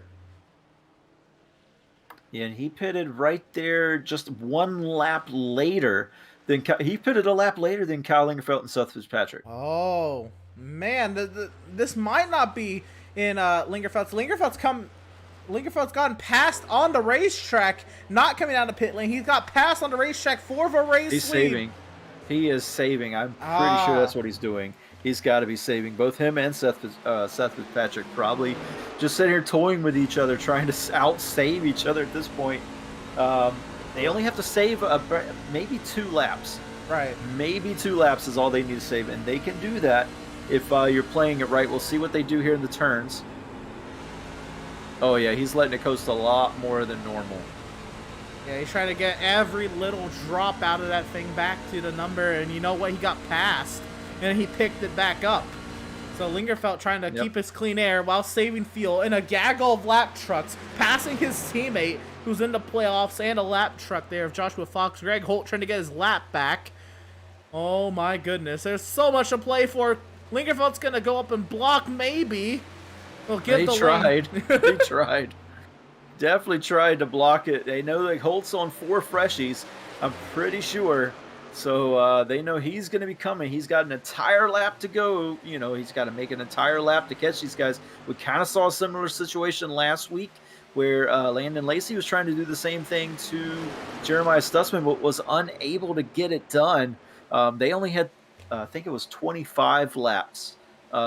Last week to do that. This time we have 32 laps, so a little bit longer, but we did see that Landon Lacey's tires really equalized before he could catch him. So this is a very interesting move for these guys trying to make it here. But, I mean, that shakes up this field so big. Kyle Lingerfeld first, Seth Fitzpatrick second, Matthew Setzer in third, Tyler Markle in fourth, and Seth Berker in fifth. How about 2 drivers that were outside the cut line coming into today's race? 2 of those drivers are on the podium right now. And that's what you got to do. You got to play these strategies, work the race backwards, and that's what these guys have done. 23 of Ben Park is in. Huge gaggle of trucks here in front of Joseph Causey. Oh, my goodness. This is like a restart out here. Oh, this is Berg on the bottom side, Pratt in the middle. Max Service up high. They're going to be 3 wide in front of Joseph Causey trying to work his way by. That's a passer position, by the way. Causey on Berger right in the middle of the Swift Racing trucks. Here comes Barnett, and it's the Hornet's Nest out here. Yeah, big Hornet's Nest. I wonder if Seth is going to try and stretch it to the end. I'm not sure if he will or not. John Mickey is in. He was in 10th. Down the pit lane in that 69 truck. Yeah, John Mickey. Man, this is really shaking up this race with not being able to make it on fuel and then really short pitting here. I had no idea a strategy would come to play like this, and now it's getting a little hard to follow. But we have a battle for the lead, potentially trucks trying to save that amount. Lingerfeld and Fitzpatrick, either that or they're hoping for a late race yellow. Then you have Matthew Setzer, who's quite a ways back. He's 4 laps better on fuel than these two drivers on your screen. Then you think of Tyler Markle, who just got passed by Joseph Kazi, who is maybe trying to inherit the race win. Well, now Kazi will blow right on by Tyler Markle. Yeah, oh, near contact! Side by side Tyler, through the trial. He doesn't want to give it up too easy. Man, oh man, Holt, remember, he's fighting through that Hornets as well. He's gone through a lot of it. Markle still laying on the right rear quarter panel of Kazi. He's not done. And Kazi gets loose off of turn 2. They're side by side as they come down the backstretch into turn number 3. Kazi drives it in deep, though, to turn number 3. Will he clear the 42 truck this time? Through the center of the turn is where that inside line is the best thing, but he cannot clear him. Tyler Markle laying on that quarter panel. He drove it in deep to the outside. They went side by side through 3 and 4. Here comes Greg Holt. Yeah, Holt going to make this a 3-way battle for position. This is, I mean, they're just over a lap. Here comes Holt to the bottom side, Holt to the 3 bottom, wide. 3 wide. Oh my gosh, what racing between these playoff drivers. And Holt's going to get a 2-for-1 special. Remember, Holt's on 4 tires, Kazi's on 2. Yeah, and the thing is Markle didn't in pit. The pit lane. Markle didn't pit so much later than these guys. Maybe only about 6 to 7, maybe 10 laps. 10 laps. No, 6 laps. 6 laps older tires on Tyler Markle than the 2 on Kazi. So that's why he's able to keep up with him so well. Well, now there's 2 drivers still out there trying to stretch the field. Kyle Lingerfeld and Matthew Setzer, who's 4 laps better than Lingerfeld, but he's only got a 5-second advantage over Greg Holt. That's the one of John Mustaine that I was getting confused with earlier with Fitzpatrick. There's the one up there to the outside of Setzer. Yeah, and, the best one right now is going to be Kyle Lingerfeld. If he can save fuel here, he is going to be sitting pretty. He is just over, just about a straightaway behind Greg Holt. Greg Holt trying desperately to get back to Lingerfeld, maybe hoping that Lingerfeld cannot save the fuel. But if Lingerfeld can save it here, he can do a lot of damage and get himself solidified to the next round pretty quickly. And that's what he is trying to do tonight. He lets Brad Bothwell go underneath of him. There's no sense in battling at this point. He got to save the fuel. He got back on the throttle kind of quickly there. At that, I don't know if he's just hoping for that yellow or he can make his number already, or I don't know. But Lingerfeld, he's got an 18-second advantage. I would be even if it's unlikely, I'd be trying my hardest to make that number. 18 seconds, that's a lot of time. You can be saving fuel big time. Yeah, and then I'm sure it's so close on any calculator that he has right now. It's so close on fuel. And, I mean, a guy who's had just a very rough season in general, to get a job like this done, to play this strategy and have it work out, would be so huge. And we said again, Kyle Lingerfeld can turn it on when it comes to the playoff time if he gets in, and he might be showing us a glimpse of that heating up as we come here towards the waning stages of Kansas. He's not really putting the clutch in or anything like that to save fuel. Joshua Lane Fox comes off the pit lane there. He's just letting it run naturally. I either imagine here he's not trying to save the fuel at all, and he's hoping for a yellow, or he's already made his number, which I don't know. I feel like you need to be saving the entire run if you're going to make up 2-3 laps. But we continue on. Remember when Max Service ran out? I mean, that's huge. You know why he was trying as long as he was, because it was that close. And Tyler Markle, pitting at the early yellow and then going as long as he could on that first round of pit stops. And now he puts himself here. I mean, I know he's behind Holt and Causey, but it's still a great run for Tyler Markle at that if he can finish it off. Oh, sideways stay for Lingerfeld. Yeah, gotta keep it under you, of course. You are the leader. You can't get overly excited. You got a bunch of fast trucks who've just pitted behind you here. There's Stutzman and the 69 there getting by him. Man, it's just going to be so close. Greg Holt not taking a second a lap. Oh, Tyler sideways behind Pratt. Sorry to cut you off there. Oh, you're good. But I was going to say, yeah, we're coming to 18 to go this next time around. And Greg Holt is only a couple of tenths, about maybe 6 to 7 tenths faster than Kyle Lingerfeld at this point in the race. So, I mean, he is faster, but is he enough? You know, this is kind of like we see in F1 series sometimes where guys, you know, we've seen it with Lewis Hamilton one time at Hungary. Came and got 4 fresh tires and was able to chase down Max Verstappen in the waning stages of that Hungaroring race and take the victory very convincingly. And Greg Holt trying to do a similar situation here, but on an oval, and you could just chew that right front tire, though. Oh, but he's sideways. The entry of he's one. Pushing it. He is pushing it hard. And we saw this last week with Lacey. We saw this with Lacey trying to catch Jeremiah Stutzman, who pulled a similar strategy, just pushing as hard as he could to catch him and just not able to get there. The tires, ultimately, his downfall started to equalize with about 10 laps to go. Like I said, we do have a little bit longer run this time, so that could help Greg Holt, but it could also hurt Greg Holt. But we do know that 3 truck is good on the long runs. We'll have to see what happens.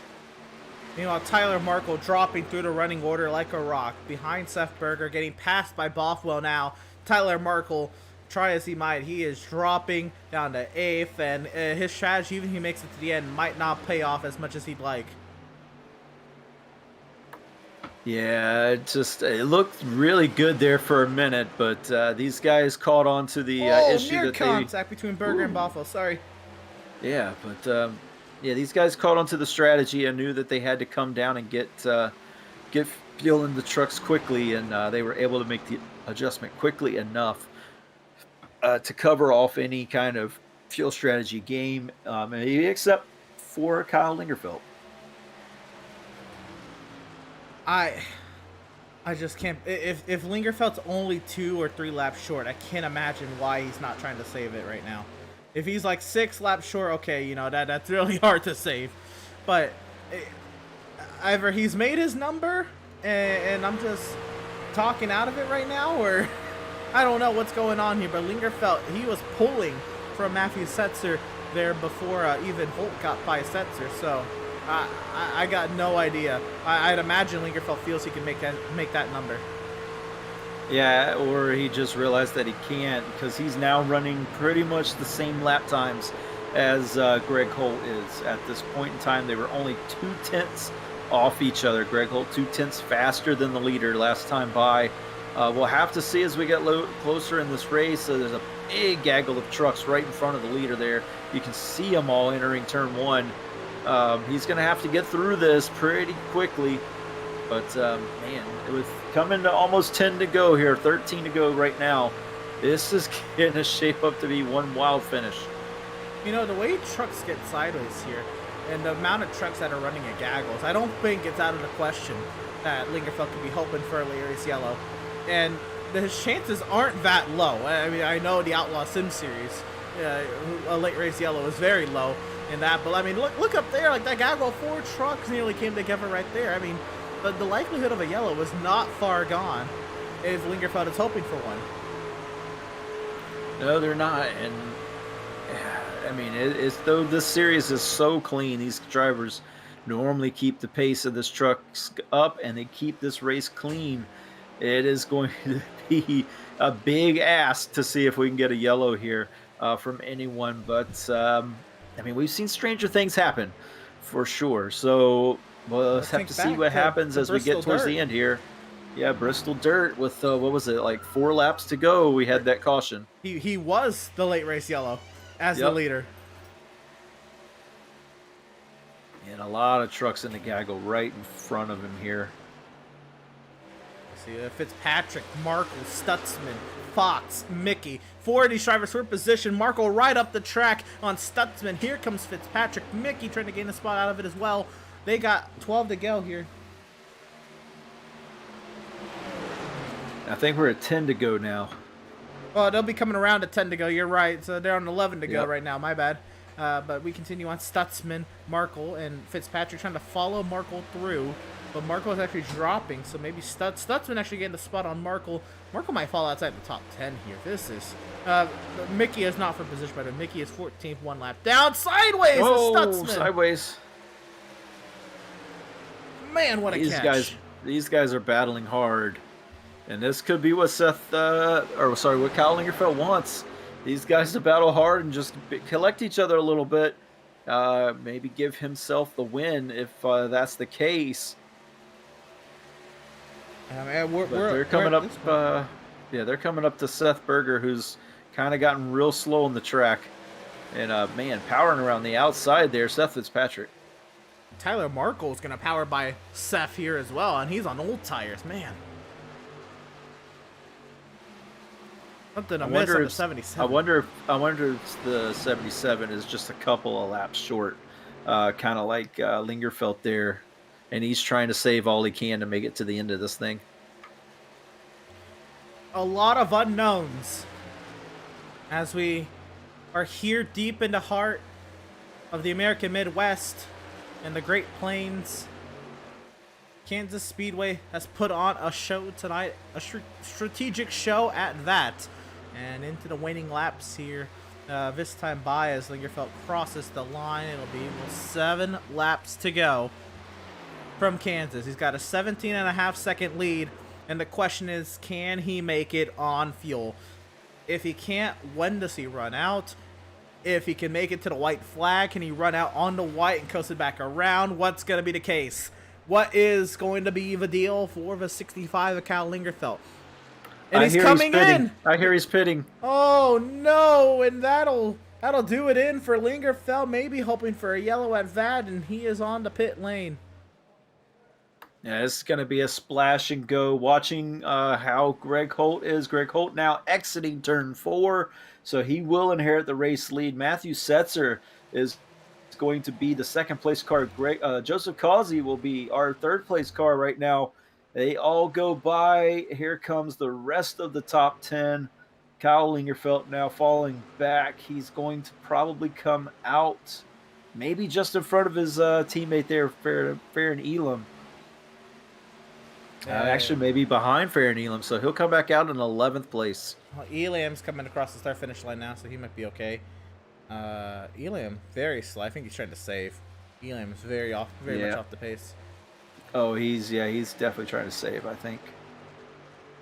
Well, that is put a new bow tie on this race. Greg Holt now trying to tie teammate Joseph Causey for most wins on this Outlaws Sim Series season. He's got a 2.7-second advantage over Matthew Setzer.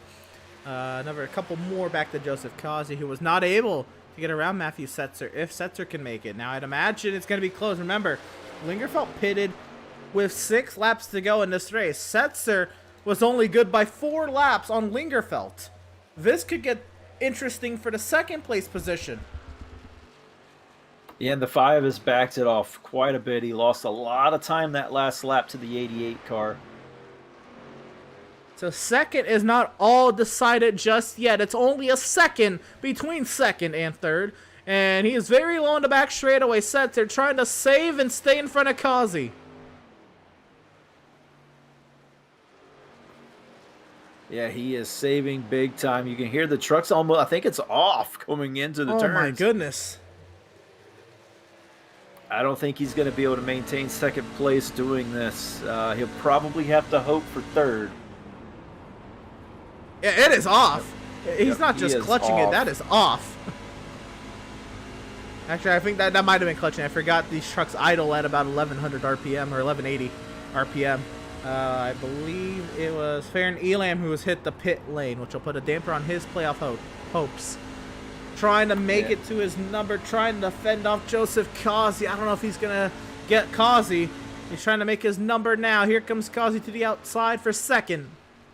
Yep, 2 to go. Can the 5 truck make it and hold on to third place? There in the background, you see a non-playoff driver. The only non-playoff driver in the top 10, Andrew Pratt, is there in 4th place, looking to steal away a podium. His first podium of the season, I believe. If he can make it stick here, trying to catch this 5 truck who is desperately trying to nurse that thing around and make it to the end of this race. Speaking of end of this race, he has taken the white flag presented by Tucson Sound Art, www.tucsonsoundart.com. Greg Holt took a couple week hiatus to reset himself mentally for the Outlaws Sim Series playoffs. And what that has done, as it has put him in a position to compete. And he, by 5 seconds, is long clear of teammate Joseph Causey. The battle for third through 3 and 4.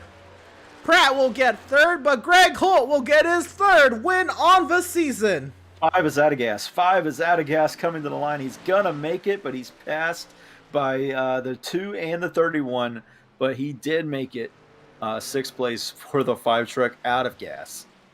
Setzer, damage control there, was trying to get as many points as he can. Fitzpatrick, a great run for him, being outside of the cut line coming into today's race. But the best run, definitely for the 3 of Greg Holt, as he may be out, or he may be very low. Yeah, I don't know if he just put enough in there just to get it to the end of the race. He did take 4 tires, though, so maybe he did. Is he getting a push? I think he's getting he's getting a tap there. So I think he did put enough in there, getting it with 4 fresh tires. All of the Performance Sim Sports guys come to the front stretch. And there it is. Enough for a donut. Down. A well-deserved victory for the 3 of Greg Holt for his 3rd win on the season. He'll lock himself into the next round of the Outlaws Sim Series playoffs with this victory, provided he starts next week, of course. He does have to start Kentucky to be locked in to the next round. But if he starts Kentucky, he's locked in no matter what. I'm sure he'll start Kentucky as he's making some nice loops there in the infield grass here in Kansas.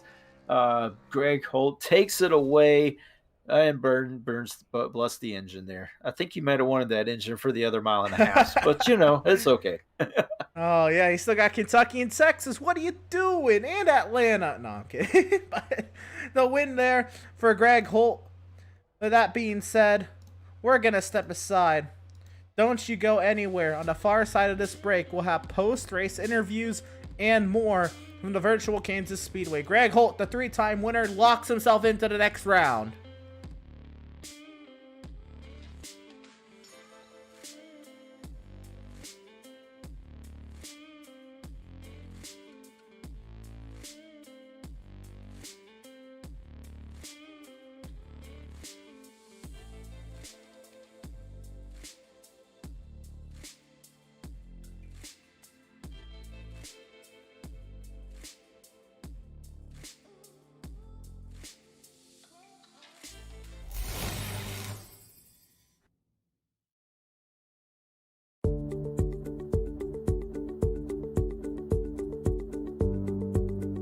Sound art is a product that is a speaker and it's art. We combine it together and we call it sound art. What makes it so unique that any picture can be your speaker? Sound art gives you the high quality sound without the ugly speaker. This isn't a picture with a speaker, the picture is the speaker. Just imagine your wedding picture uploaded onto a canvas and now it's speaking 10,000 tunes. I mean, it's a very cool concept. What we like so much about it that you can take anything that means something very special to you, upload it on the canvas, have it hanging up in your room, your balcony, wherever you want to put it, and now it's a speaker. I mean, how cool is that? it's something that we have that and no one has. No one has this product. It's just a great gift to give anybody. It's just a neat concept. Around here we say, art never sounded so good.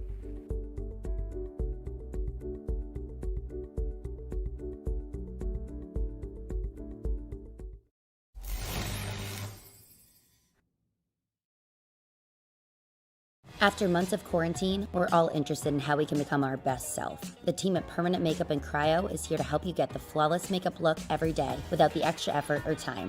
When it comes to your appearance, you deserve the best care that money can buy.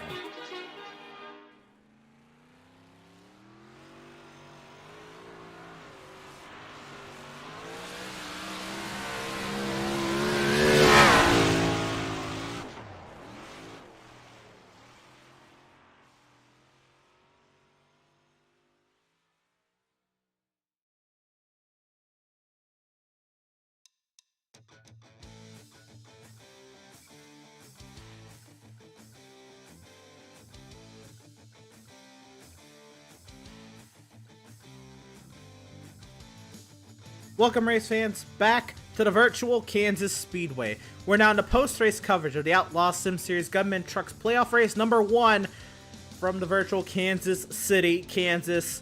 And it was a wild one out of that. Strategy was the call all the way through, and somehow, some way, it ends up being by about 5 seconds.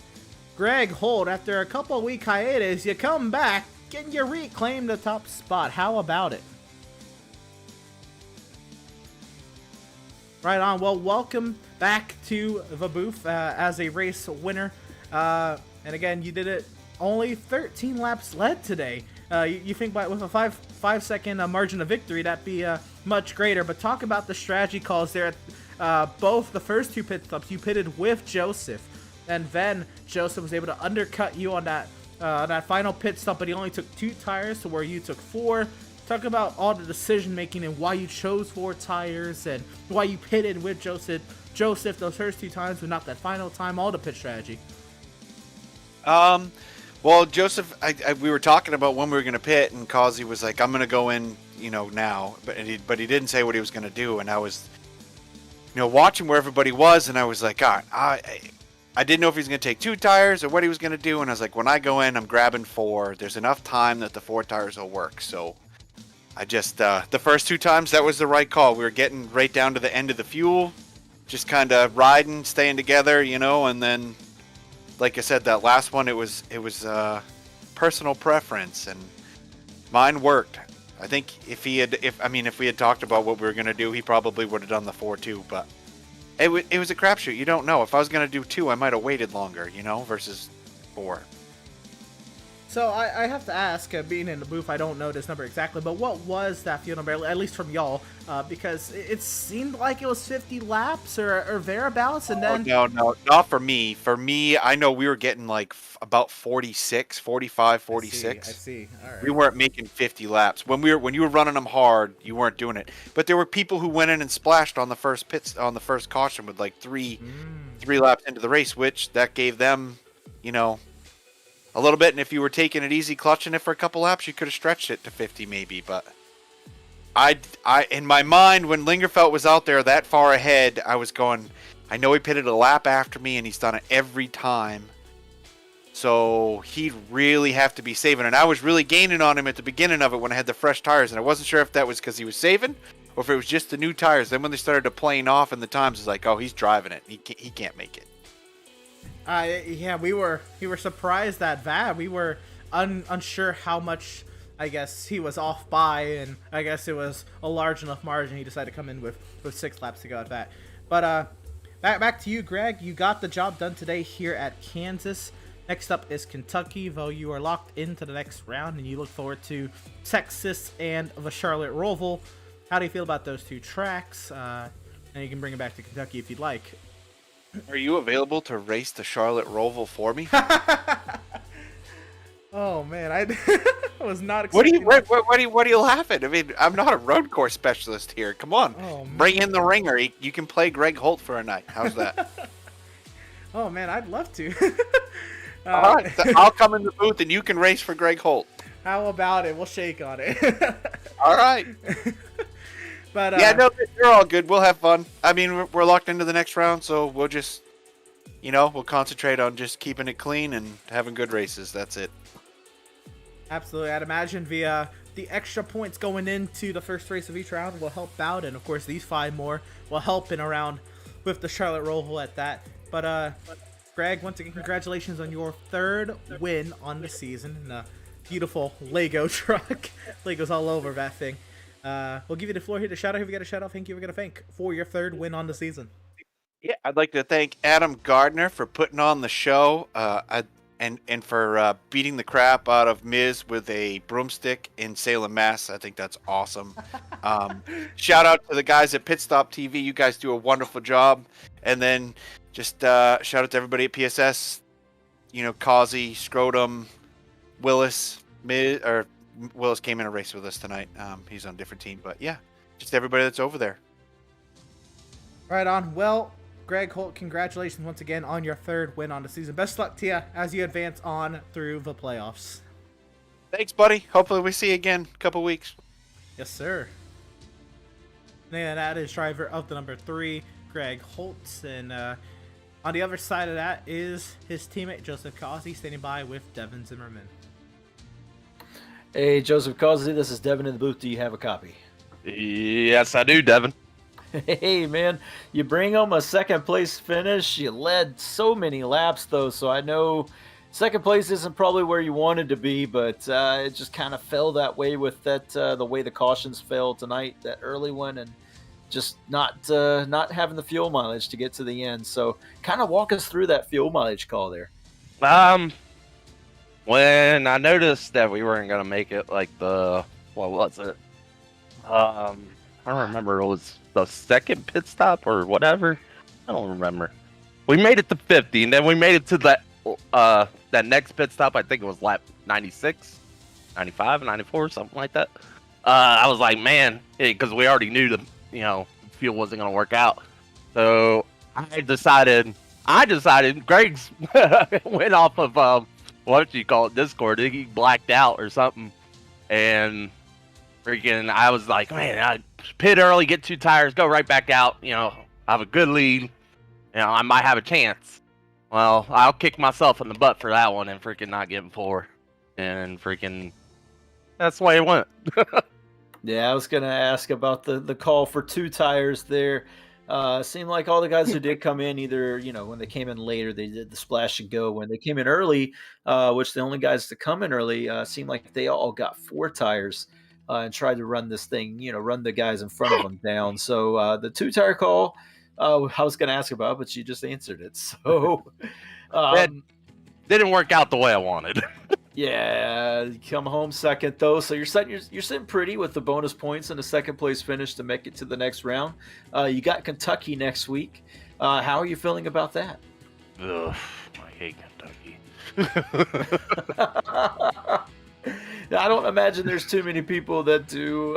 Unfortunately, it's not one of my most favorite tracks to race on as well, so I always have trouble with turn 3 and 4. I just can't figure it out. But yeah, but I'm the same.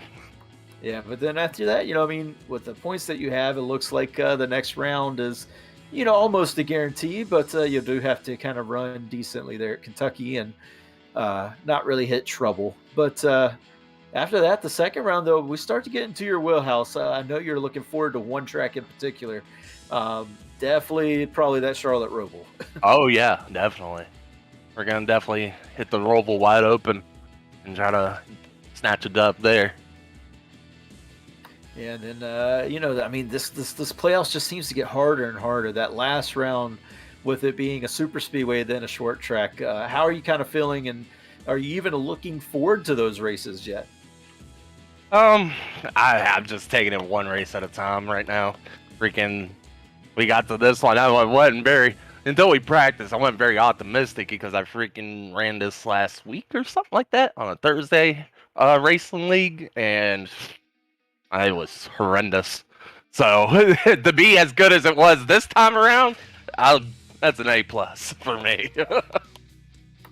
Awesome. Well, yeah, it's good to hear you're taking it one at a time there. Hopefully you can keep up this run of podiums as we get closer to crowning the Season 2 champion. We'll go ahead and give you the floor now to shout out whoever you got to shout out and give thanks to all that you need to give thanks to. The floor is yours.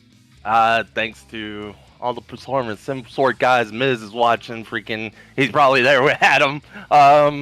Freaking Greg. Freaking Stutzman. Willis Cannon joined us tonight. And, man, just all of them. Freaking Greg tuned this thing up. Freaking got it going right. Yeah, it sounds like it. We'll let you get back down to your team there. Celebrate a Performance Sim Sports 1-2 finish here at Kansas. Good luck next week at Kentucky.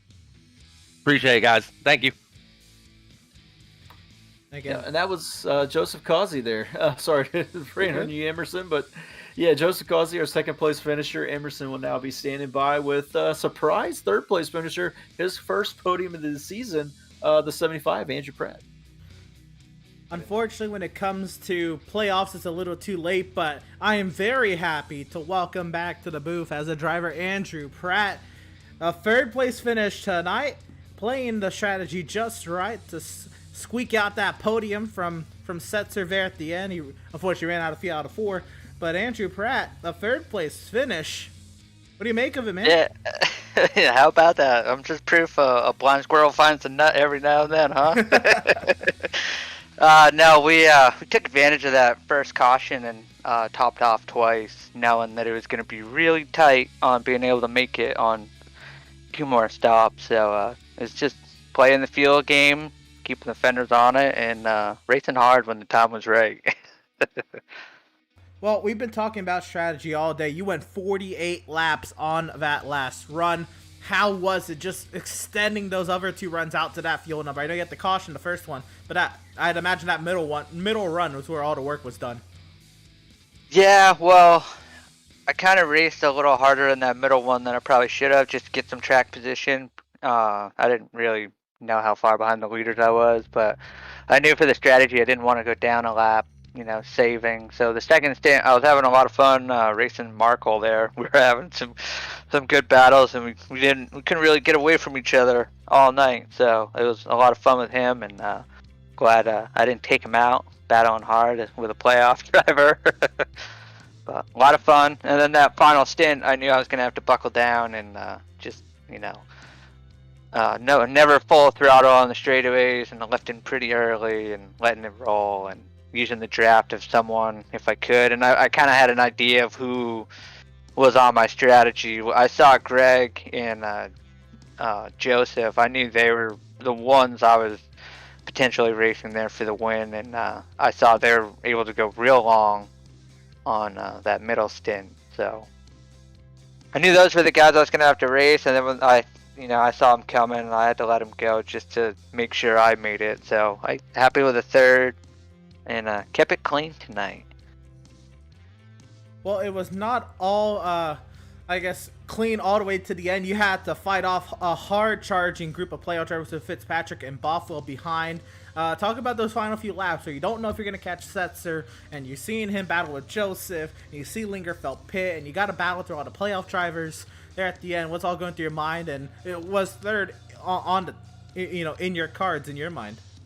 Well, I could see Army up, or Joseph up there, and I couldn't. I thought it was kind of weird that I was catching him, because I thought he was saving a little more fuel than he had to. But I guess he only took 2 tires on that last stop and short pitted or whatever. And so I started catching him, and then I could see Setzer, and then I could see the guys behind me, and then I tried to keep a decent gap until I knew I was good on fuel, and then I just turned my relative box off and just eyes towards the front there. And I could tell Setzer I was going to get to him, and I knew he was going to throw a block, which he should, and just made me go to the high side there. So it all worked out. I knew that he was having to save a lot more, because I think he pitted a couple laps earlier than I did, so I knew he was going to be really tight. So last couple laps we just drove as hard as we could and took what we could get. Well, absolutely, and it all paid off there in the end with that third place run. Got yourself a few laps led as well. Moving on, you look forward to a couple more intermediates with Kentucky and then Texas. How do you feel about next couple mile and a halves coming up? Oh, well, if it's anything like this, I'm real excited. But I love both of those tracks, and so I mean they're always fun to race. And Texas is probably one of my favorites, to be honest. And looking forward to them. It is a good one with the difference in 1 and 2 and 3 and 4 being completely different corners. So that should be a lot of fun to see as well. But Andrew, once again, congratulations on the 3rd place finish tonight. It was a great one. I think a much needed one for you, and I'm very, very proud and very happy for you. We'll give you the floor here to shout out if you got a shout out, and thank you if you're gonna thank for getting it done tonight.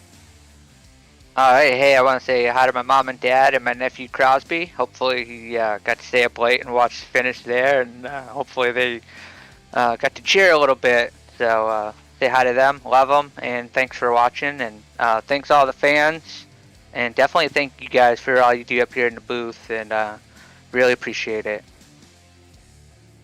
Right on. Well, we appreciate the kind words, Andrew, and once again, congratulations on the podium finish for you. And yeah, best luck to you throughout the rest of the season, man. All right, thank you. Driver of the number 75, Andrew Pratt. Again, I think getting a much-needed podium, just to kind of shore up the season a little bit for him. And it was a great one at that. He had to fight off a lot of playoff drivers to hold on to it. Yeah, he definitely had to put up a fight. Kind of fell to him there with the pit strategy calls, but the thing is you got to be able to make those pit strategy calls, and he did it tonight. Gets it done, gets his first podium of the season. For non-playoff drivers, these races are all about building momentum for the next season, and knowing, hey, I can tweak this, I can tweak that, and be ready for next season. So that's what you have to do if you're a non-playoff driver. Still get in here, get used to racing, just try to improve every single week. Absolutely. And we'll see how everybody came to the checkered flag. Maybe under power, maybe not. But it was Greg Holt who got his 3rd win on the season by 5.5 seconds out in front of teammate Joseph Causey. Andrew Pratt 3rd. Seth Fitzpatrick will come home in 4th, and that should help him out big time, being outside looking in. Coming into tonight's race, Brad Bothwell was down in the playoff settings. A 5th place finish should help him out with Matthew Setzer. Another driver outside the cut line, getting a good deal of points there with 6th, Tyler Markle 7th, Jeremiah Stutzman 8th, Seth Berger 9th, Kyle Lingerfeld ends up 10th. Last truck on the lead lap after having to come in and pit there at the end with 6 laps to go. Yeah, then Will Cannon had to come in and pit. He took fuel only. He was an early stopper along with Joseph Causey, but he decided to go fuel only. Tires not able to hang on. He drops outside the top 10, finishes 11th, 1 lap down. John Mickey 1 lap down. Similar situation, had to come in and pit late in the run. Ben Park similar as well. He finishes 13th, 1 lap down. Jesse Adams finishes 1 lap down in the 14th position. Doug Solms 15th. With 1 lap down. Farron Elam 2 laps down there in 16th. Andrew St. Coeur making his return to the season of Outlaws Sim Series. He comes from 17th, 2 laps down. Randall Barnett 3 laps down. Max Service, who ran into trouble a couple of times tonight. He comes from 19th, 4 laps down. And then John Mustaine Jr., who looked really good in the practice charts, just not able to find the speed and having some trouble early in that run. He comes home in 20th.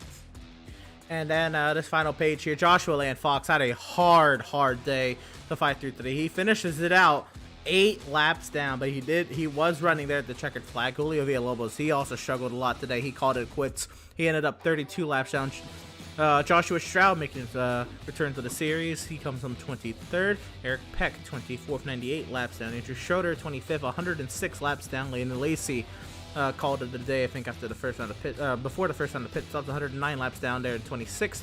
James Gilliard took a lot of damage on that lap 2 accident. He called it a day, 118 laps down to 27th. Joshua Balliet, 2 laps, 2 starts. His last 2 starts there for Joshua Balliet, one of the final 4 drivers from last season, just coming to run for fun tonight. And, well, he got fun for about a lap and 600 feet at that. But Devin, once again, the first race of the playoffs, very strategy filled. We look to next week, Kentucky. There's a lot more off-throttle time, and it's 10 laps shorter. Should be an intriguing one at that if we have similar strategies playing out. Yeah, these guys could barely make it on this track that long, so field strategy again could come into play. And, being that much shorter, if there's an early caution, I would expect these guys to come in and kind of do that same strategy that, Andrew Pratt and Tyler Markle did. That seemed to be the strat that might work next week. So we'll have to see. It's definitely going to be exciting as it is a cutoff race. Oh my gosh, it's going to be just the quick turnaround of cutoff races is such an interesting prospect for this series. And I mean, like you said, you got to make it count every race. And there's some drivers tonight who had some very unfortunate luck are really going to have to come out swinging next week. Absolutely. A lot of drivers having to look forward to Kentucky to get a great deal of points to put themselves back in the top 10. And again, we'll get you, of course, the updated points at the start of next week's broadcast. But at that, 3 drivers of the 13 will be eliminated next Wednesday night. So at that, again, very quick turnaround. It as you said, every race just means magnitudes more with 2 race rounds. It is going to be absolutely insane. And how something like a little mistake, like scraping the wall and running out of fuel, like Max Service did now. Not that running out of fuel is a small mistake, but at that's magnified. And we'll see how it all plays out next week. But speaking of next week, first we'll see what's coming up the rest of this week. Tomorrow night, dual broadcasts. 8:15 p.m. Eastern of the Midwest Sim Racing Association, their truck series presented by VFW. Their second to last race of the season. They figure out who their championship for will be tomorrow night, 8:15 p.m. Eastern. And then 1 hour later, at the same time, we'll be having 2 broadcasts going on. But an hour later is when race number 3 of the North American Racing League at Circuit de Spa-Francorchamps starts there. Again, should be a fun one as well. If you're into sports cars, go and check that one out as well. And then Friday night, the Midwest Sim Racing Association's National Series takes to the paperclip once again, 8:15 p.m. Eastern. They are also in their second to last race of the regular season, and that'll be an intriguing one to watch at that to see who makes it in to their championship for. And then we'll be back here again next Wednesday night with the Outlaws Sim Series playoff race number 2 at the Kentucky Speedway. But at that, Devin, would you care to show everybody where they can keep up with updates for all of our series here at PitStop TV? Yeah, of course. You can always check us out on Facebook, /PitStop TV. Twitter as well, /PitStop TV _. Instagram.com, you can check us out, _stop_TV. And then, of course, on YouTube, /C /PitStop TV 1. You can also check us out on Twitch now. Emerson has that contact for you. Twitch.tv /pit_stop_TV. That's where we were live to tonight as well. And all the great action through all the platforms. Got to see 150 laps of racing. And again, back-to-back weeks, Devin, with 1 caution at the very beginning and a long green flag run at that. Love letting these races play out. Love getting the natural racing. Should be a fun one next week as well in the Bluegrass State. But at that, we have to give a shout out, of course, to all of our partners here at PitStop TV, like Tucson Sound Art. Your picture, your music. Use code PitStop TV at checkout for 10% off of your wall-mounted sound art device today. Also a shout out to Permanent Makeup and Cryo in Maine. You deserve the best care that money can buy. Huge shout out to Whiplash Media, the official graphic and camera provider of PitStop TV. And of course, BAM Racing Videos, by a race fan for the racing community. And well, that'll do it from Kansas Speedway. We're happy to have had you all here tuning in and joining us for tonight's action, and we hope you enjoyed tonight's broadcast. For all at PitStop TV, Devin Zimmerman beside me on the mic, Vincent Cortez rocking our social media coverage this evening, and myself, Emerson Arden. We'll be back next Wednesday night. Outlaws Sim Series from the Bluegrass State, the Kentucky Speedway, 140 laps then. Tomorrow night, 2 broadcasts, the MSRA Truck Series presented by VFW at the Paperclip, 8:15 p.m. Eastern. And then following that, simultaneously being broadcast at North American Racing League, race number 3 at Circuit de Spa-Francorchamps. You won't want to miss any of that. And until then, we'll see you next time. Y'all have a good one.